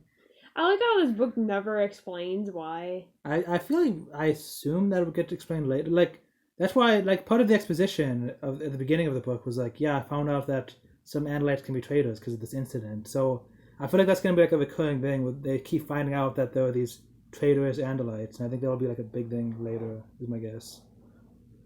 So, the captain lands the ship right in the middle of all the Yeerks, so that the Yeerks can kill them really easily. So then Wait, the captain who is now he's a traitor and he's the traitor captain guy, yeah, I was confused by this part. the TO, so the tits out guy, he doesn't know he's still a good guy, although he's still racist, but like he'll stop being racist a little later. He but like at the last moment he like shoots the captain guy and he dies. So then he sets the ship to self-destruct so that all of the missiles and stuff will inflict maximum damage on the Yeerks. But Axe and the Animorphs can leave because they can morph into tiny insects, and none of the other Andalites on board have tiny insect morphs. Because I don't know why they don't, but they don't. So they all die. Except for the Animorphs. It's true, they could have flown away as Kappa birds at the very least. Yeah, right? but I don't think they could have fit out the vents. Andalites like Okay, dying. Andalites- in war. Andalites, Literally, most Animorphs. Andalites have like 2 morphs. I know, why? They even say this later. They're like, Because they have like special spy Andalites to morph things, you know. But then why do they all take training for the morphing then if they Because don't why need not? it? That seems like a waste then of time. It's a Why useful would thing you? to do. Why would you not like give them? Why would you not give every warrior a small morph that he Yeah. could use to escape? Like, why is part of training for a warrior learning how to morph, but then they just don't But do not it? acquiring any Yeah. morphs. Why- okay. Like, why would they If waste I were their the time? Animorphs right now, I would be incredibly concerned with the number of morphs that they've acquired, given that Andalites have invented morphing, and each of them only acquires like 2 morphs, even though it would be incredibly useful for them to have all the morphs possible. Well, if I were the Andalites- Animorphs, I would be like, oh my god, I have like 100 morphs right now. I probably like What there's if probably something something bad's gonna happen? Yeah, I because was of this? concerned too. like yeah. that might be like maybe there was a reason the Andalites only have 2 morphs each. I think I Andalites don't know, I just feel don't like find. the Axe would have explained it by now. I think Andalites just He don't. tried to, but Marco fell asleep. Andalites don't Do think they it's really? fun. I think Andalites just don't see many other creatures as being superior to Andalites. Like, oh, I could be this dumb thing, or I could be an Andalite, and I could run around and fight with my tail. Why would I Oh, be like they anything just besides love being that? Andalites so much that they can't imagine. Yeah, they can't imagine something else being more powerful for the purposes. Like, Andalites Any have other tails any and purpose, I like including that. fitting in a tiny thing so you can not die. Yeah. legs. Yeah. All right, so the Andalites they all die. Well, I like this quote that comes a little bit earlier. are we by the bat part? Yeah, we're a bit close to there. Yeah, I have cornbread now. yeah, we're around chapter 15. To our Lyran allies, may your great god Chamamib smile on you this day, and to all Andalite warriors, the people expect that every warrior shall do his duty. I like the juxtaposition of like religiosity and like the state controls everyone. Well, I mean, it's not even the state; it's like the people. Well, As in- the democracy. Yeah. I think it's kind of cute that they kind of, make reference to the Lyran culture that way. Yeah. And be like respectful of it. Have you mentioned that they're on the Lyran planet and like there's like a war going on and the Lyran? Yeah, the scale in the ship that You they've said got that on. in the summary, Well, it's right? been a while though. The ship that they're I on forgot is about it. going to Lyra to fight the Yeerks. The Yeerks are they have to control the continent because controlling the continent is like the only place that the Yeerks and the Andalites can like operate on. So the Yeerks and the Andalites are fighting over which of them will have the continent, and that thus, if the Yeerks get the continent, they'll be able to invade the rest of Lyra Yeah. and get controllers out of the. When I read that, I was like, why do they care about the continent? No one's there. Like, they have to take over the underwater still. Like, It's It's explained implied later. that the Lyrans aren't very strong on their own, and I guess the not. Andalites And if the Yeerks have the continent, Right, the because Andalites later on we won't find have. out that there are no predators on this planet for some reason, and everybody's just whoop-a-woo, and Oh, I they forgot have about like that. these little shooty shoots that don't hurt sharks at all. They shoot these little guns at them, and they're like, "Oh, what? Why aren't these hurting you? These are the most lethal weapons on our planet." And they're like, "Oh, well, I guess your planet's just really weak. Yeah, really wimpy. Everyone on your planet is just like a paper bag filled with jelly." Well, I've noticed about the people dying in the explosion or whatever. Yeah. There's a part where like Axe realizes something, and he says, "It hit me like a Dracon beam blast," and I just wrote nerd. It's such like a nerdy thing to say. It is. He also says that Teo Harlequin would rather die than live without his tail, and I thought that was Right, interesting. yeah. So the captain shoots everybody, makes them all pass out, and then he before that he cuts off the Teo's tail and just leaves him like awake so that he can't fight back, and that's like kind of cool, I think. Except that then he does grab a gun, but you know. Yeah, well, I mean, not as for the purpose that's not of as the Teo honorable. grabbing the gun and whatever, but just like making somebody live without a tail. Except they could morph, but whatever. Just don't. Yeah, I just mean, don't I have to live about without a tail every day. It sucks. So then Teo it. Get Harlequin. on my level. Okay. I only have 2 legs. Teo Harlequin grabs a shredder, and the captain sizzles, looks horrified, and then disappears. And it's like, man, why don't they do that to Visit 3? It doesn't seem that hard. You just like kill him. Cassie would throw a hissy fit. You're right. I think we'll pass this part, but like, I like when the Teo whatever is telling them to perform the ritual of death, because like everyone on the ship's gonna die. Oh my And god, they're all, like- that part. Oh my god. They're all like praying together or something, and Axe just like feels really guilty that he's like not part of it because he's gonna survive, and he doesn't Axe like say the words together, but he's like, "Oh, I'm surviving though." Yeah, And he says feels it really with them. guilty. I like the part where Axe is saying like, "Oh, I actually wanted to be alive, and I hate that so much." I really like the little pause. He's that being does made. before He's death being ritual. made by his culture to wish he was dead, or he's being made by his culture to feel bad for not wanting to be dead. To Animorphs, he says, "I wish I were dead. I wish I were back there with them. I wish I had died with them." And then narration, "I had not intended to say that, and I did not mean it. Not really. I wanted to live. I felt terrible about it, but I wanted to live." I thought that was interesting. I like stuff. that. Oh yeah, so when the whole And yeah, I mean, because it's like he's like a human now. He's not like the Andalite warriors. Yeah. Who sacrificed themselves. Yeah, and I all just that. I copied and pasted the whole like part about the death ritual in my notes. Yeah. Yeah, I wrote in the Scream Chamber. Oh my god, holy Oh, that's what that was. Okay, I was confused what that was. That was okay. the death part. So I'm like, oh my gosh, Capelgate, jeez. Capelgate sure does love a killing people, but not in real life. We were safe from the blast, and safe too from the thought-speak cries of 100 dying Yeah, heroes. this was a good scene. Yeah, That's like a dark quote. I really like the little pause that he does before, like, he says, "Do the death rites" or whatever. You let this sink in. Yeah. I'm the servant of the people. I am the servant of my prince. I am the servant of honor. My life is not my own, and the people have need of it. My life is given for the people, for my prince, and for my honor. What note do you have there? So they all like memorize that in school then? What? I guess. So the Animorphs turn into bats or maybe flies. The bats.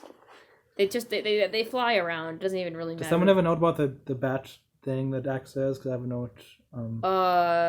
No, I don't. But I have Marco saying, obviously, thanks to Captain Benedict Arnold back there, this whole war is going bad on us. And I don't know who Captain Benedict Arnold I looked is. him up. He's What? like No, he he's was like a a traitor in the traitor. Revolutionary War.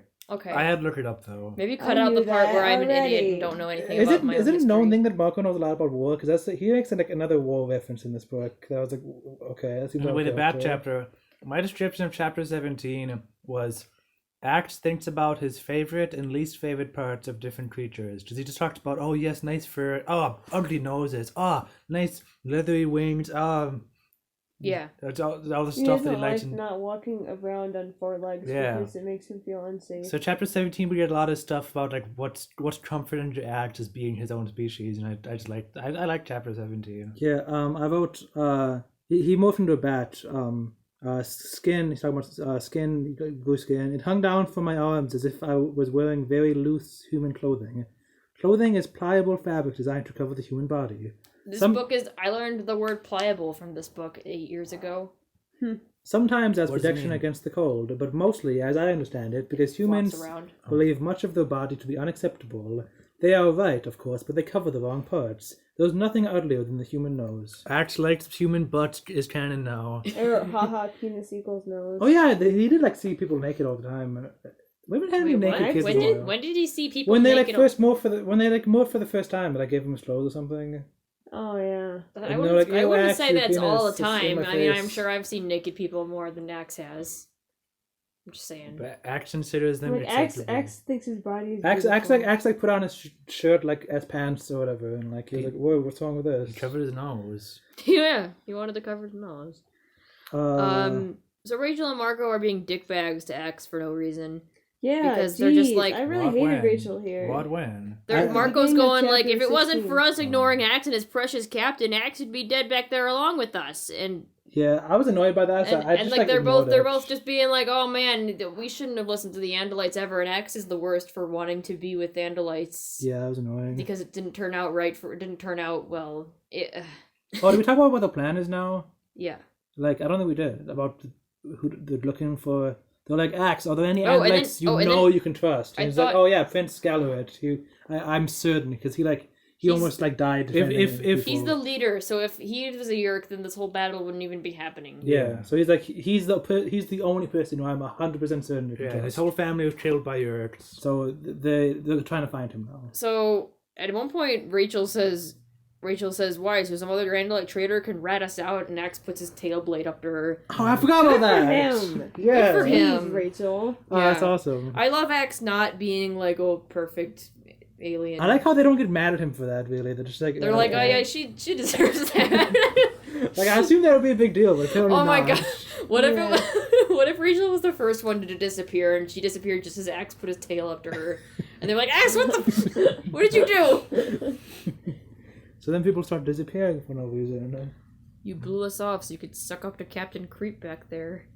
Oh, there's a Took us off, so you there's a blew quote up in the the narration. perspective. Rachel yelled, "Woohoo!" I think, or "Yeehaw" or something. Rachel yelled, and then laughed her feral, dangerous laugh. Yeah, feral. That's a rough word. And dangerous for a laugh? Like, how can a laugh be dangerous? I guess. I wonder if the other animals feel that way too. If it's just like that's just how Axe Everyone's- would At laugh. this point, Rachel. Axe is very scared of Rachel. Everyone's scared of Rachel. Cassie just hangs around her so that she doesn't snap and kill them all. Mhm. Honestly, Rachel has been the closest to snapping. I mean, yeah, she like. would I just- wish, you know what, there should be another plot about how they're all going insane, because Wasn't that was the- cool the last time Capplegate did Wasn't the that. last book just about her like, screw it, I'm killing everyone or something? What? Didn't she like kill them? Oh no, I guess not. What are you talking about? She hasn't done that in a while. I don't know. She likes killing people as elephants. Oh yeah. It's been a while since she She did likes that. smashing stuff. Wait. Oh, in the mosquito, wasn't like the first thing she said like, "Oh, how about I turn into an elephant?" Was it? I Yeah. think so. Switching elephant. Yeah, well they were saying like we need a diversion. She said, "I'll turn into an elephant," like she always does. Rachel just I'll really turn wants into to an turn into elephant an and kill elephant. somebody. How about a division? I go into elephant morph, Yeah, take this as the first thing she rhinoceros, said, "I want to and be we an rip the place elephant." apart. Yeah. So I don't. Oh my gosh! Are they trying to get blood as an elephant? Is that her plan? That's not. No, that's when they need a diversion. As I understand, we Although hope to honestly, bite that would the be a way human. more efficient way to get blood than. Although, well, they need the guy's specific blood, so never mind. So The only reason they don't do that is because they have to morph human first before doing that. I don't know. Man, that'd be funny if Rachel was like, "Oh yeah, just get blood, elephant time." Jeez. she goes up and she gores this guy with her elephant tusks. He's in a coma. He'd give us permission if he was away. Rachel, you're an elephant, so maybe it's okay if you do it. Since they're not human. I don't have any more notes until 21. Okay. Uh, Yeah, so I like when they turn into bats. Mm-hmm. I love bats. I like bats too. Marco says to the Batmorph, Robin. Oh yeah, Ew. I forgot about that. Yeah, That's something I would say. They morph a lot in this book, Do and I'm they? surprised they don't mention. They how, don't mention being tired. yeah, I'm surprised they don't mention how tired they are in this book. Because Oh, the last you're time right. the last time in books, like I remember like the last time someone morphed like twice in a row, And then they're like, She like I'm fell tired. asleep. Yeah. I'm glad they didn't mention that. I don't care about hearing about them being tired. Well, I guess they were probably. I get bored of it after a while. I think it was true when they only did like one morph a day though. Like, oh, today Jake's gonna be a lizard for a little bit. I like the description of the ocean. Yeah, I love that, and I like biology too. So I was one of those people Cassie was talking about with like, oh, I want to go see all the pretty animals and plants. My friend's mom would sell her arm to be able to come out here for it. She would cut off her arm. Such a weird thing to say. She would cut off her arm to spend an hour in the school reef. Like, that's a weird thing to say about your mom's friend, man. Like, I don't know.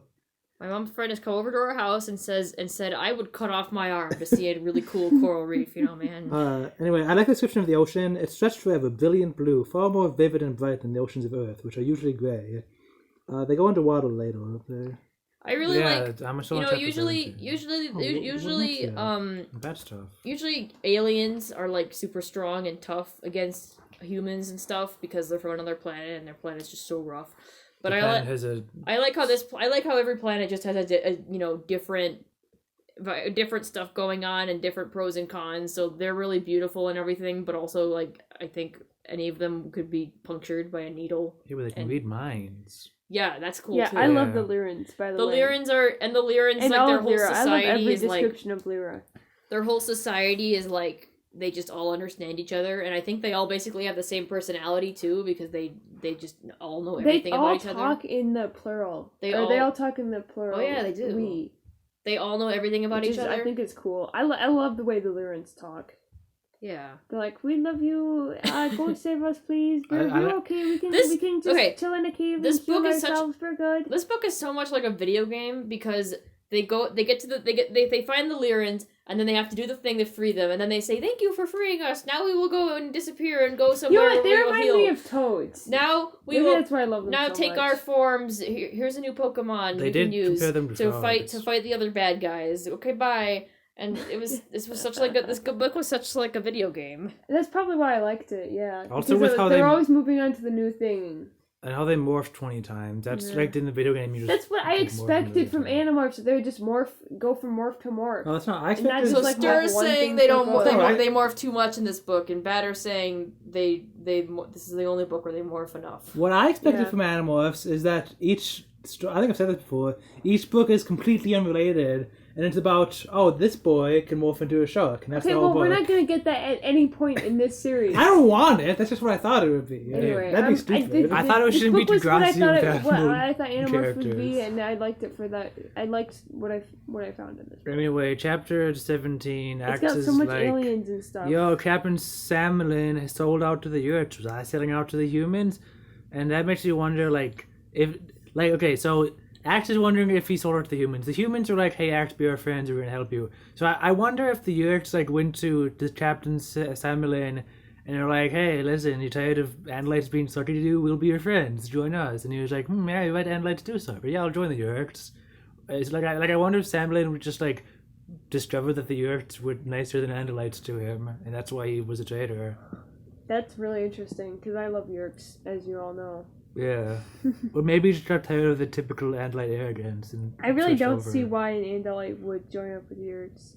I like how at the beginning of the book, Axe is like, "Now I know it's you couldn't possibly imagine an Andalite traitor. Like, Andalites would never do that. Like, he's so arrogant." Yeah, I like this quote where Axe is angsting. "I wanted to be back there. I wanted to be back on Earth." Like, he really does feel at home among humans more than he does among these Andalites. Yeah. Because Andalites aren't very And then he's like, family-like. but I feel bad because I shouldn't feel like that. And also, humans evil, ? My next note's about them morphing sharks, so who has stuff before that? I do. Go ahead. I don't know what it is. I learned the word phalanx, though. I knew that word before. I knew there's a Super Nintendo game called Phalanx, and it's famous because it's like a space shooter game. But the cover is just an old guy playing the banjo. Is this an excuse for you to start talking about Nintendo? No, it's just, there's a game called... Look, so it's just a regular space shooter like the one you played, but that's the cover for no reason. The only reason... the banjo guy? Yeah. The only reason that's the cover is because the person who was paid to make the cover said, "This is just like a million other games I've played. I'll make it stand out. So he made the guy playing the banjo. Epic. I love that. That is epic. Yeah. So Act says here, all his Texans are always hungry and they want to eat everything and eat the other people alive. And he like sympathizes with the Texans being hungry. Now, has Act like been a Texan? Like, does he know about the hunger? I assume that was just. He hasn't been a Texan that we know of. Yeah, He hasn't been, but like he's seen Texans get hurt. Well, that happened before they were with X. Like the Animorphs just assumed, okay, the Texans are mean cannibals at each other, but here Act says seems to understand that it's motivated by constant. None of the Animorphs have sympathized with the Taxons. No, the Animorphs say, oh, they're just mean because they eat each other. Maybe I bet Elfangor got mixed up between Elfangor and X. No, I bet Elfangor told Axe about it. Maybe, yeah. And I bet that it's just common knowledge among Andalites because some of them have morphed Texans. That's what I was wondering if that's been mentioned before. It's weird how like the Act and then the 5 kids have very different like ways of describing things that I made a couple notes on throughout this book. Act says, these sharks are swimming killing machines. If it is possible to imagine a Yurk having its own body, a body perfectly adapted for the Yurk's ruthlessness and hatred, Yurks do have bodies. and destructiveness, the shark would be that body. Like, that's the little mean Axe. That's so mean. I'm wondering how much of this is just That doesn't even make sense. That's hating not. Yurks. Yeah, that's just pure like, oh, I hate Yurks and sharks are mean. Oh, also, do Taxons just like poop everywhere? Why? Because at the beginning of chapter 19, Axe mentions we stood in our own bodies amid the filthy, reeking waste the Taxons had left behind. I assumed it was maybe just slime, but I guess Slime? Like they slip around, like snails? They're slimy bugs. We're just talking about Slime. Cornbread. Stop! Don't eat! Whoa.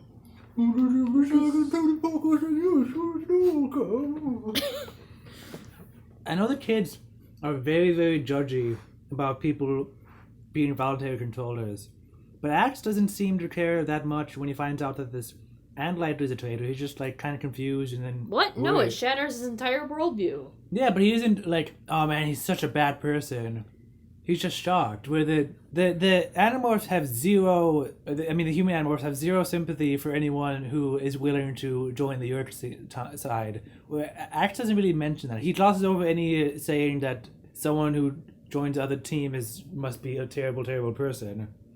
I'm wondering if Axe has a different viewpoint than the very obvious one that the humans have, the kids have. That's, oh, if you join the other team, you must be the worst person on the planet. I can't believe how evil someone would be to want to Yurk inside them. So I was curious if someone else narrated that, if they'd have it be like, he was bad, like they have with all the other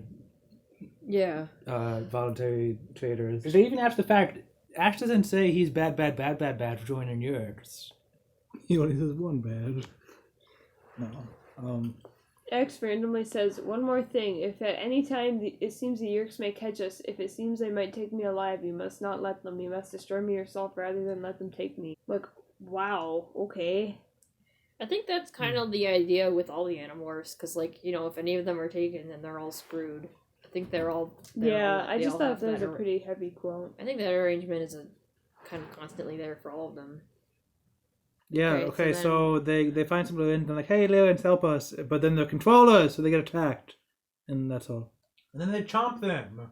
They chomp them on the hedge. Because the Lyrans are able to communicate with the Andalites, with the Animorphs that... The Lyrans who are being controlled. Yeah, the Lyrans themselves can send a psychic thought to the Animorphs so that they can see that, oh, the Yurks are just sitting in this little floppy sack on their heads, and they can just bite the sack and kill the Yurk. And they do that.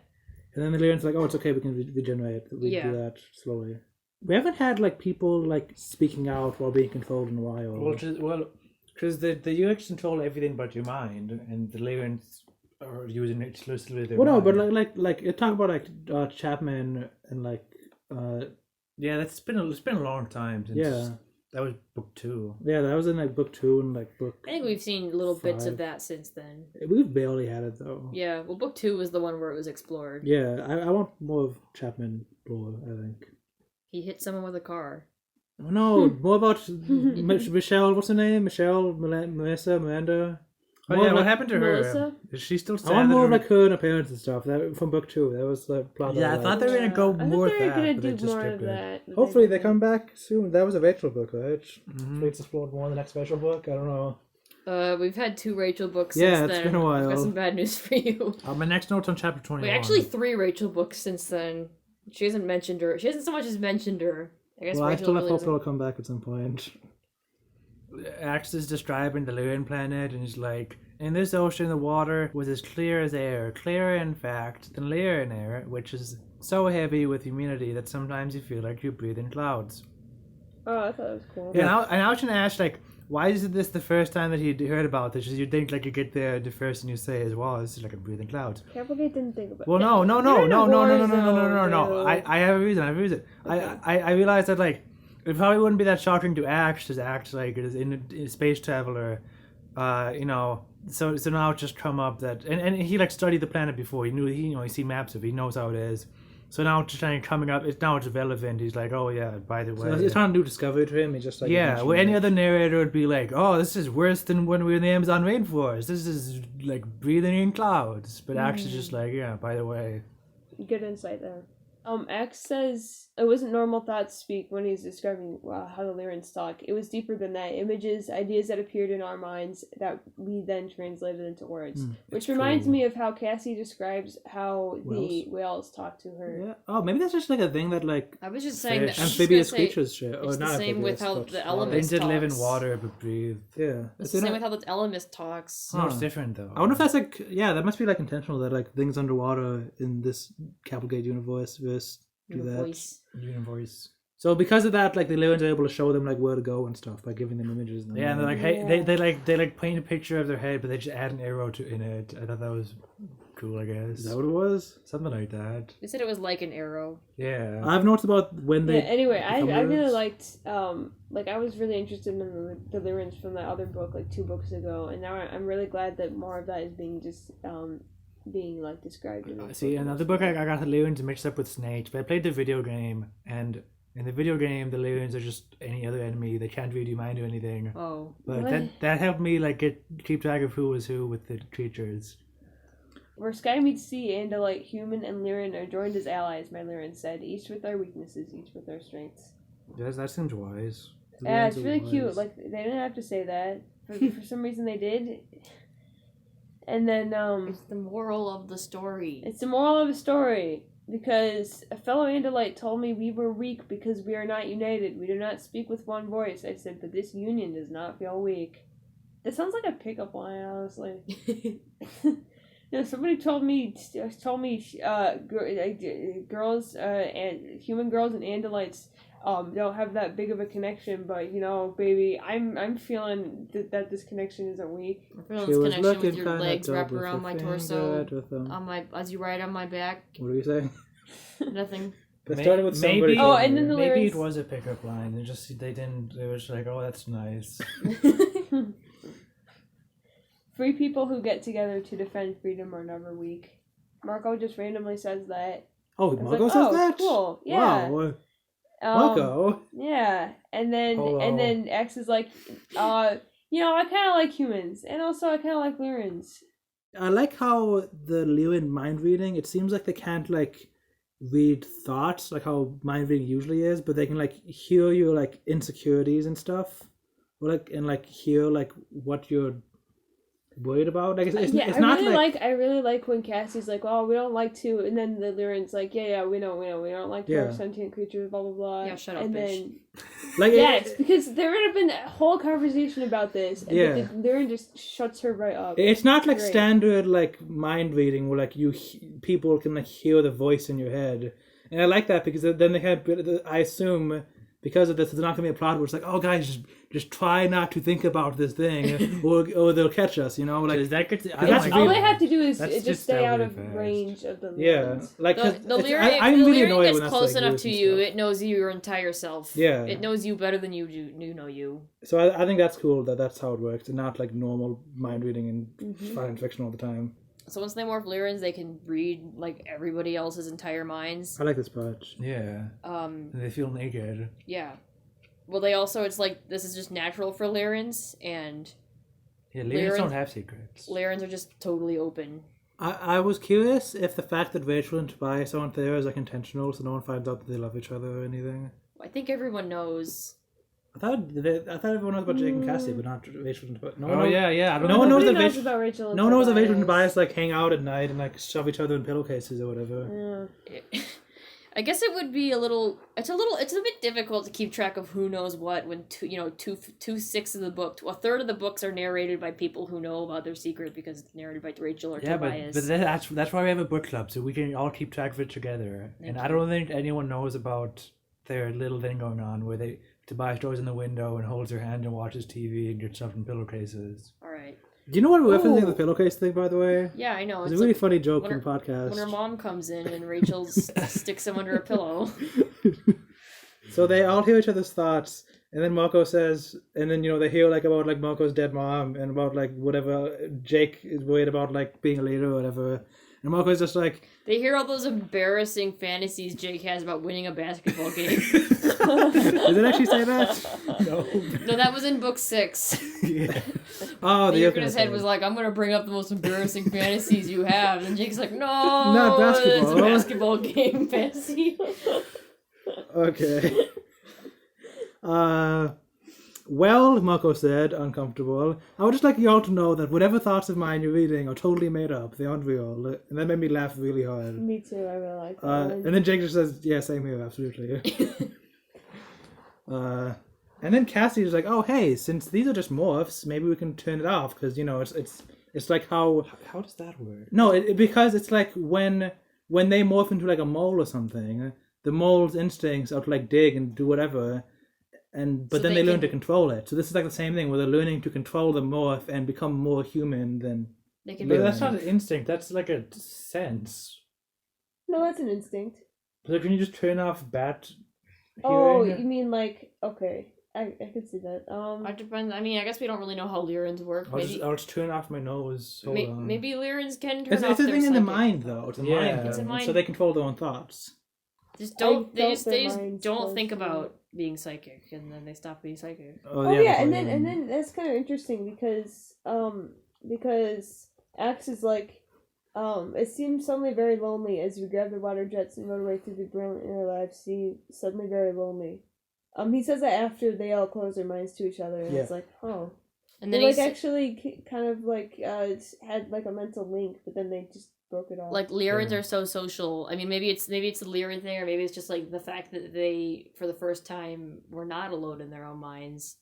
But then he says, I guess each species feels most comfortable when they are just themselves, and for humans and Andalites, secrets and lies and the loneliness of privacy are natural. Like, wow, dude. That's deep. I'm glad you wrote down that quote because I didn't feel like writing it down. Humans like their privacy. And I thought it was good. The quote. I have a note about fish. Okay. So Act says there's a wonderful sort of fish in the shape of a screw that rotated its way through the water.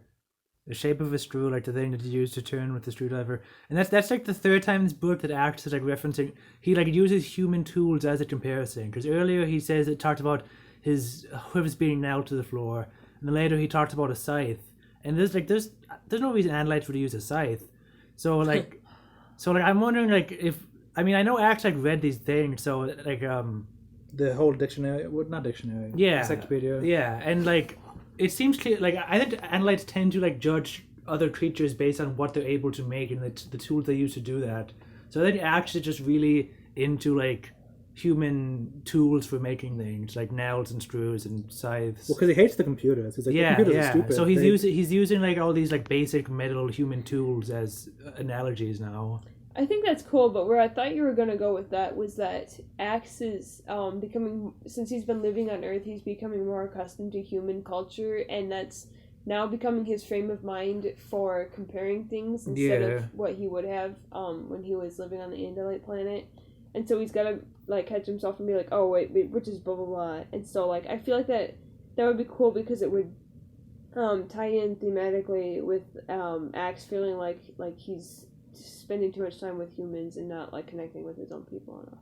It's not like when he explains clothing, where it's like, oh yeah, clothing's this weird thing. He's just like, it's starting to feel more natural to him. Yeah. Alright, they get to the Lyran city, which is cool, and it's 3D because, I mean, yeah, normal cities are 3D too, but the Lyrans, they can swim, so they You swim. can swim up, down, left, right, back, and forth. Yeah, it's crazy. So they see some... And then they get You to, have there's a doors in the secret sky. there's a secret underwater Andalite base there, it turns out. There's these I really like how they describe the setting of Lyra. I like how they describe these bright holes that we get to later, which are kind of and I also like there's like these bubbles within the city that some of them are water bubbles and some of them are air, and the Andalites I are don't in know. Yeah, one of okay, the air right. ones. It's just like abstract No, I settings, like whatever.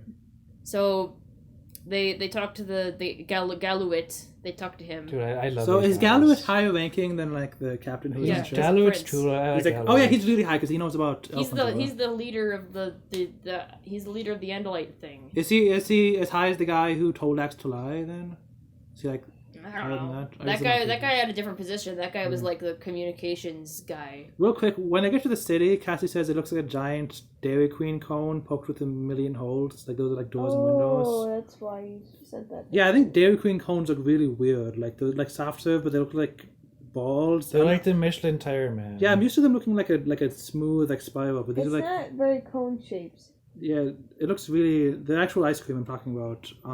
That's not how I know soft serve ice cream. It looks disturbing to me almost. Anyway, that's not very interesting. What you guys were saying, what you guys were saying was cooler. So keep talking about that. Anyway, yeah. So there's a bunch of Lyrans, and they're like, oh, now we gotta explain why we're here. But the Lyrans already know, so we don't have to have all that description and dialogue and crap. And they're like, okay, just go over there. They're like, okay. So yeah, I really like Cute. I love that. Andalite formalities and reading about that. I really like the Lyrans. Yeah, they're really the Leons are like very nice. They're so chill. If only we humans could be as cool as they are. Oh yeah, so We have to stop lying to each other. this Andalite dude, he says he's a member of the highest circle, so he knows all about Axe, Escapade on Earth, and he knows about Elfangor. So I guess like all the really, really high ranking Andalites know about what Elfangor did, but it's secret to like the low ranking ones, I guess. I assume that only like 2 or 3 people know it, but I guess it's like all the high ranking, like the highest ranking ones, I guess. Well, that was interesting. Yeah, so Axe is like, this is my prince, Prince Jake, and Galwit's like, what? You're an Andalite, you gotta be with Andalites. And then he's like, okay, whatever, he's chill with it. I like Galuit. Yeah. But then, yeah, that's a very telling moment for Axe. That he's like, yeah, this prince is my, he's my prince. He's always gonna be my prince. Nobody else can tell me what to do. Is it too late for us to change our minds? No, wait, he didn't tell the plan yet. What? I don't care about the plan. That's important. That's plot. The plan is I have notes about The it. plan is just swim around and find a button and push it, done. Whatever. Yeah. It was very video gamey because there's like, okay, you gotta swim through this You gotta tunnel, crawl and through the watch spooky out for these snakes that come out of the walls. Tunnel. Watch out for snakes. I don't remember. You crawl through the funny snake tunnel to get to the light hole. So they want to explode the whole Probably continent, and yeah, they have to go do that. But then Marco disappears, and then Galdrick's like, Hey, what happened to him? Scientist man, get over here, explain." He's like, "Oh, I don't know." So then the scientist analyst theorizes that they were still caught in a residual flux field yeah, from zero space, Residual. and it's still pulling them back towards zero space. Yep. And it may even be snapping them back to Earth, but his guess is that that's what's happening. Like an elastic, and they were stretched through zero space back to normal space because a small amount of the mass, Marco's penis, is still on Earth, and it may be acting like an anchor. So yeah. I feel like this was supposed to be scary, like how one by one they're disappearing, but yeah, it wasn't, because it's like, yeah, they're on Earth. Like, obviously they're not dead, so who cares? Yeah, I mean, as long as it survives, it's okay. I don't really care anyway. Honestly, I'd be fine if the rest of the series was just Tobias and Axe. I would too. I would not. I need Marco! And Jake! And Cassie! No, I don't need And Cassie. Rachel! I don't need most of those guys. I like Jake. I just don't care about the kids. I like The Jake kids get on my West. nerves more than anything. They do. That's at the end of the Chronicles. There was no one getting on my nerves. Yeah, this dude tells them plans, they have to go blow up the continent or something and kill the Yerks. I don't know. Yeah. They're disappearing one by one, and it's getting faster Everyone too. poof, poof, poof. Yeah. Yo, is it too late to change your mind? Prince Jake said.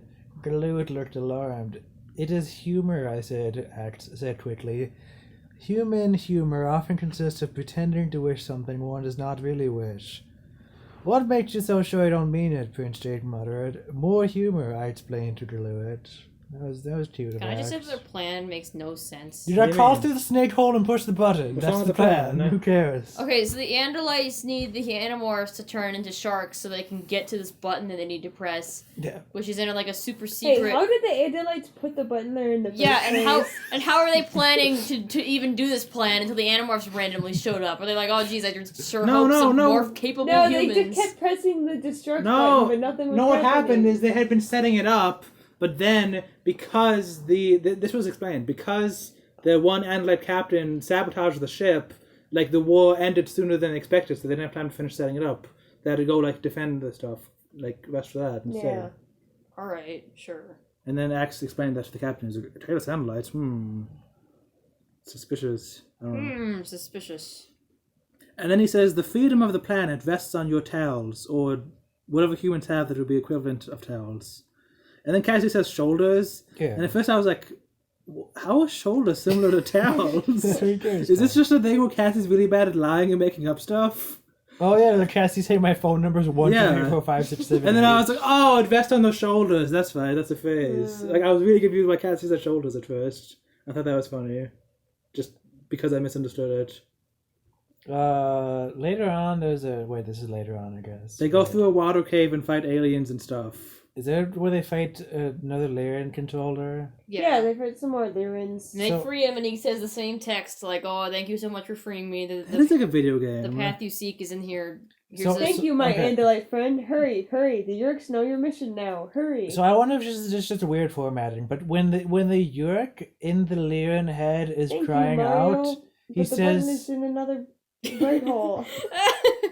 when the Yeerk inside the Lyran is like crying out through the Lyran thought speak, it uses the Andalite's thought speak brackets instead of like the Lyran The underline Lyrans. and italics. Yeah, I feel like that's probably a formatting error. Was that when they were being attacked the first time too? No.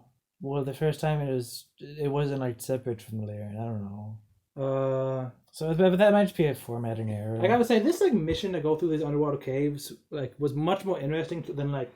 How they just drove through a funny snake tunnel. No, I didn't even finish it. To me, it seems much more interesting than like when they had to be bats and crawl through like rats and fire ovens or whatever. No, I like the But fire. I just skim past the stuff. I can't like pay attention to when they're doing stuff like this. Okay. It sounds interesting when you guys are love explaining this it. hijinks stuff. I like how you guys talk about it. For some reason, like when I get to stuff like this, where it's like them going through dangerous stuff or explaining anything, I just can't listen for some reason. I just don't care. Yeah. I'm not reading the book for that. Why do I read a book? Oh my gosh.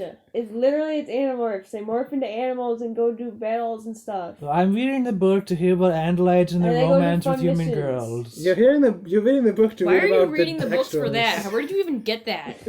From Andalite Chronicles. Where were you reading before that? Just because you wanted me to.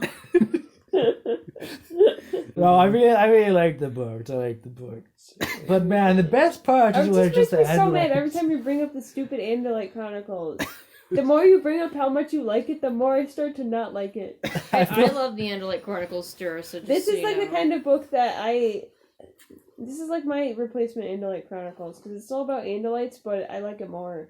You know what? This guy said this is probably better than Animal Chronicles. No, maybe. it's not. Yeah, Are you thank kidding? you. What? No way. This is Animal like... Chronicles I was care about some random people I don't care about. okay. Yeah, Animal they're not Chronicles stupid. was much more significant, I think, because it Wait, explained Elfangor is like awesome. How is Elfangor some random person you don't Elfangor care is about? just an axe clone. no, but then it explains like Tobias and his family and stuff, and that's really Okay, important. that was like one paragraph Yeah. of the entire stupid book. I like Andalite Chronicles because you don't need to read 50 books before to realize who the heck Marco is and what he said about his mom. It's just like, okay, here's some aliens that do cool stuff. That's it. That's the entire book. I love that. That's my favorite type of book. I Yeah. wish all books were like that. Anyway, Literally, wait. This book is like that. Okay, are we talking about them getting to the explosives now? They go through the worm tunnel. They or crawl through the something? funny snake tunnel. What is What do you it? mean you like when aliens do stuff? I thought this was the part where the Animorphs do stuff was the part that you didn't like. Because they're not aliens. They're not cool What? aliens. They're just dumb kids that turn No, into animals. I feel this way too, honestly. But I mean, I like Hey, Animorphs more than I think I Why? like the Why are kids you more guys than Star alien does. supremacists? For some reason, I like calling the cave the funny snake tunnel. They're really funny. Hang on, I remember like So when he was explaining, like, yeah, go through the snake tunnel over the bridge, like, I wasn't listening, and then they're like, oh yeah, the snakes, oh, I can't believe I forget the snakes now. I was like, what are they talking about? There's like wiggly blue snakes that make light. They They echolocate, echolocate. and they mess up their bat vision. They're funny snakes. That's so weird. I don't remember that being explained at all. Hey, you know, like when That's you, your hey, fault. Listen, I know it's mine. It's not a fault of the book. I just think it's funny. Listen, you know, like when someone hands you a can, it's like, hey, could you help me open this?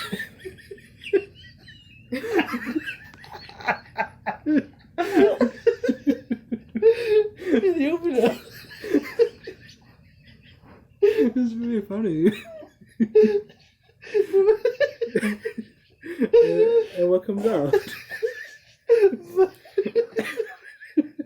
A bunch of snakes. A bunch of snakes pop out. It's really funny. Yeah. That's what this is like. There's a bunch of snakes in a tube.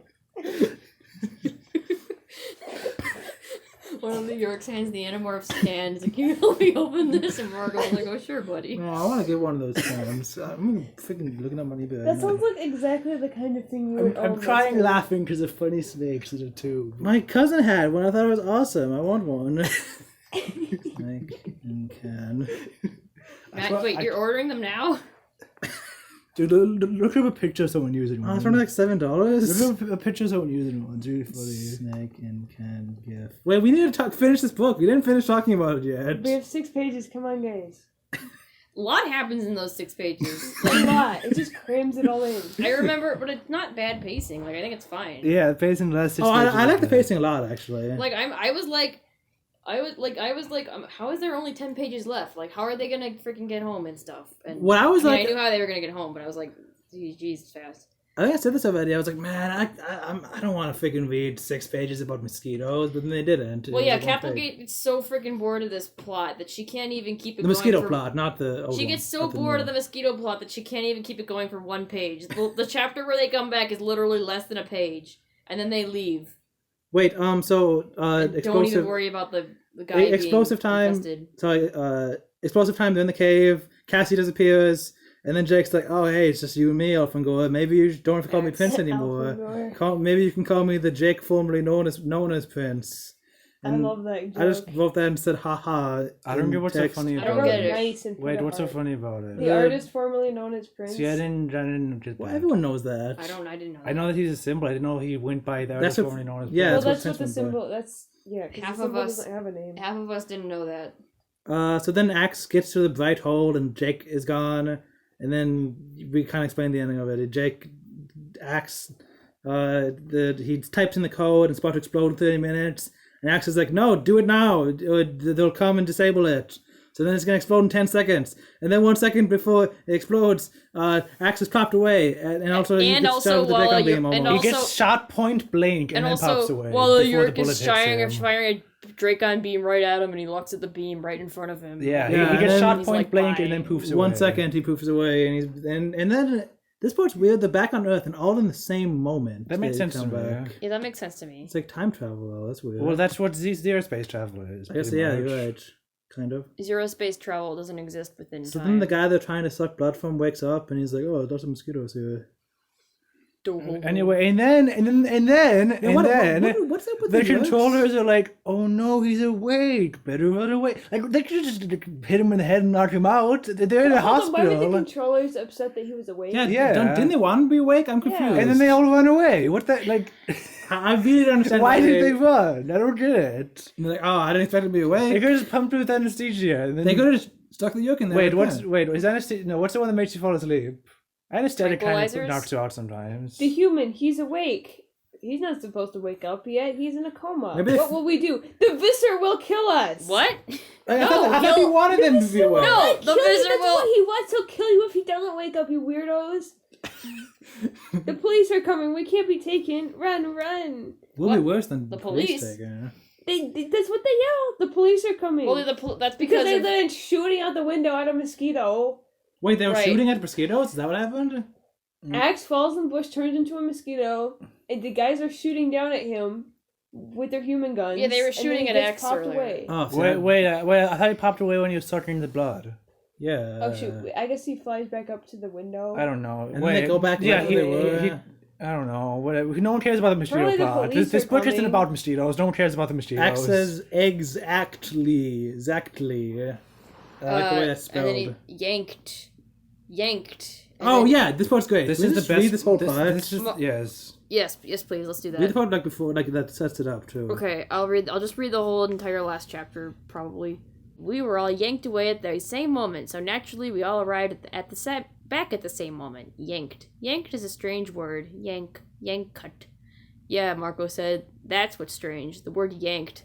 Us turning into mosquitoes to suck some guy's blood so we could morph into him and instead end up in the middle of some war to control psychic yellow frogs, and oh, by the way, blowing up a small continent full of yerks, saving an entire species, then getting back here to find out that Coma Man woke up from a mosquito bite delivered by a morphed alien / deer / scorpion / four-eyed centaur. That's all totally normal. That's just an average day. Dear Diary, another boring average day till someone said yanked. I highlighted the whole thing. I smiled. I recognize his tone. Sarcasm. It is a form of humor, so I laughed using mouth sounds. Ha. Ha ha. Ha. Ha. I considered, then added, ha. What was that? Rachel demanded. I laughed. Don't do that, Axe, Prince Jake said. It's disturbing somehow. Yes, Prince Jake. Don't call me Prince.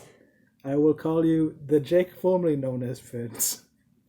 Oh no, now he's making jokes. And Marco made a horrified face. And then the book ends with, except that sometimes your own people are not just the ones who look like you. Sometimes the people who are your own can be very different from you. And I read that in the voice of the Pokemon narrator. So yeah, that was that book. Yay, Any that's my final book. thoughts? I loved this. I first thought it was dumb, but like, okay, yeah, oh, he just stands there, Bowser gets shot, and then poops away at the right moment. But then I remembered, Andalite's a really good keeping track of time and adding time really, really accurately. Ooh. So he was probably able to like figure out, based on the patterns of, okay, he poofed this time, he poofed this time. So he could like predict when he was going to poof away. You know, But he didn't say do it in 10 seconds. He said do it now. Yeah, but that's why he didn't like knock the guy's gun away, because he knew he wasn't enough time to shoot him. Well, I okay. bet Applegate, who didn't realize that Visit 3 would probably have a Andalite bird morph, probably didn't think of that, but it's a very good interpretation. And I will accept it. As, me, the keeper of Animorphs canon. Alright, Okay, that's it. Joke time. Oh, I have to go get it. You guys talk about something else while I'm doing that. I have nothing to talk about. Animorphs all the way. Animorphs here, Animorphs there. One, two, Animorphs. They're gonna turn into a beetle. They're gonna turn into a car. They're gonna turn back into here. a big giant sit. lion. They're gonna turn into a Wait, we have to sign out first. bar. They're gonna Okay, sign out. be natural. Better. Mustard. Stir. Hang on, I'm gonna try to figure out which joke we read last because I don't want to mess this up. So you guys are stall. Animorphs. 17. They like to morph into Animorphs. horses. They like to morph into sheep. They like to morph into tigers. They like to morph into. Fleep. They like to morph Bleep. into. Oh, I couldn't say that. They like to morph Wait, hang on. into.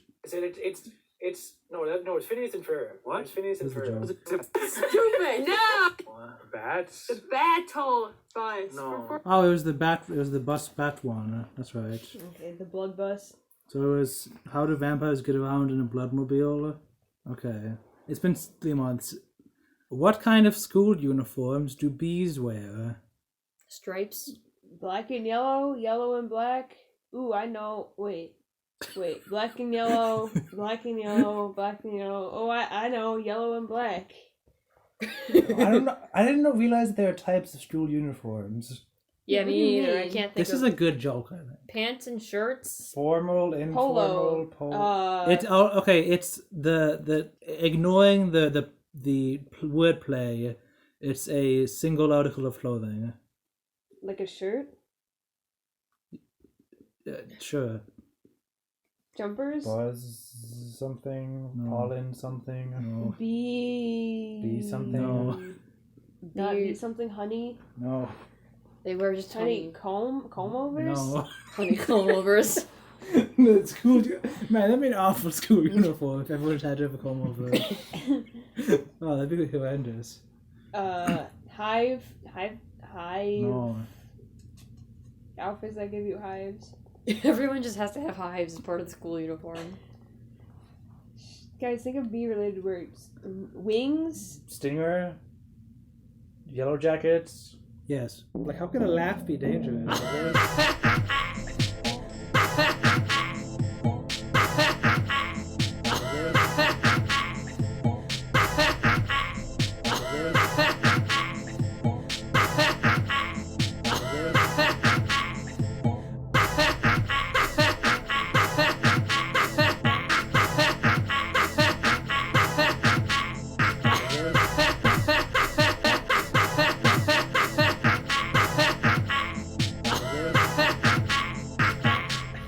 Oh, okay. That's a good one. That is good because it doesn't have buzz in it. Yeah, Or bee yellow beautiful. jackets. That's cool. Is yellow That's jacket? kinda That's a cool. type of bee, isn't it, or something? Or like some type I of think bee. it's a hornet, It's maybe. a hornet or something. I think that's a good joke. Yeah. So, hang on. This week, are we also recording the? We're doing a thing about the comic, which is going to be released next, as in like after episode 9. Oh, I didn't realize there were frogs. Yeah, I didn't know the Leons of Did you hand draw these frogs? I did. I can draw They're two really of them. cute. and Is the copy-pasted. podcast on? Okay. Yeah, kind of. Okay, bye podcast.